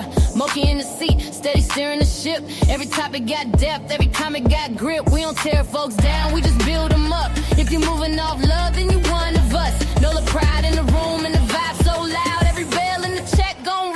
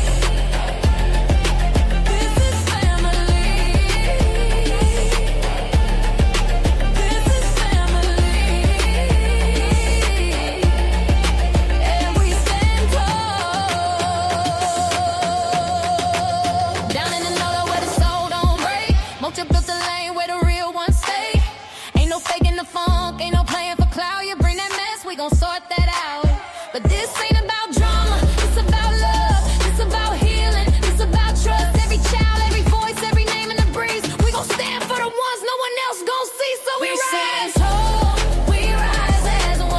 Oh, no battles, the work ain't done. Won't you lead it from the heart, never run. Truth and care and everything we become. It's more than a vibe, it's a home, it's a call. Over here we catch each other when we fall. This is family. This is family. This is family. And we stand tall. One mic, one tribe, one mission in mind. We protect what's right and we hold that line. It's the chat where the truth and the love collide. Where the voices don't hide and the pain gets light. We see you, we feel you, we fight for the cause. Every kid, every tear, we break down walls. When you hear that bell, that's the call to act. We family now, and that's just facts. We stand tall, we rise as one. We rise as one. Know the bells, the work ain't done. Lead it from the heart, never run. Truth and care are everything we become. It's more than a vibe, it's a home, it's a call. Over here we catch each other when we fall. This is family. This one's for every voice we fight for and every child who needs to be heard. We see you, we feel you. We stand with the truth. This is the Know the Bells. Leave a comment, like, share, and subscribe. Stand tall and join the family. Thank you all again for a beautiful night. D. Jackson, my love, thank you for the Cash App. I love you all. God bless. Replay gang, I see you, I see you, I see you. Drop a comment. Let Mocha know that you tuned in to the replay. I love you all. God bless and good night.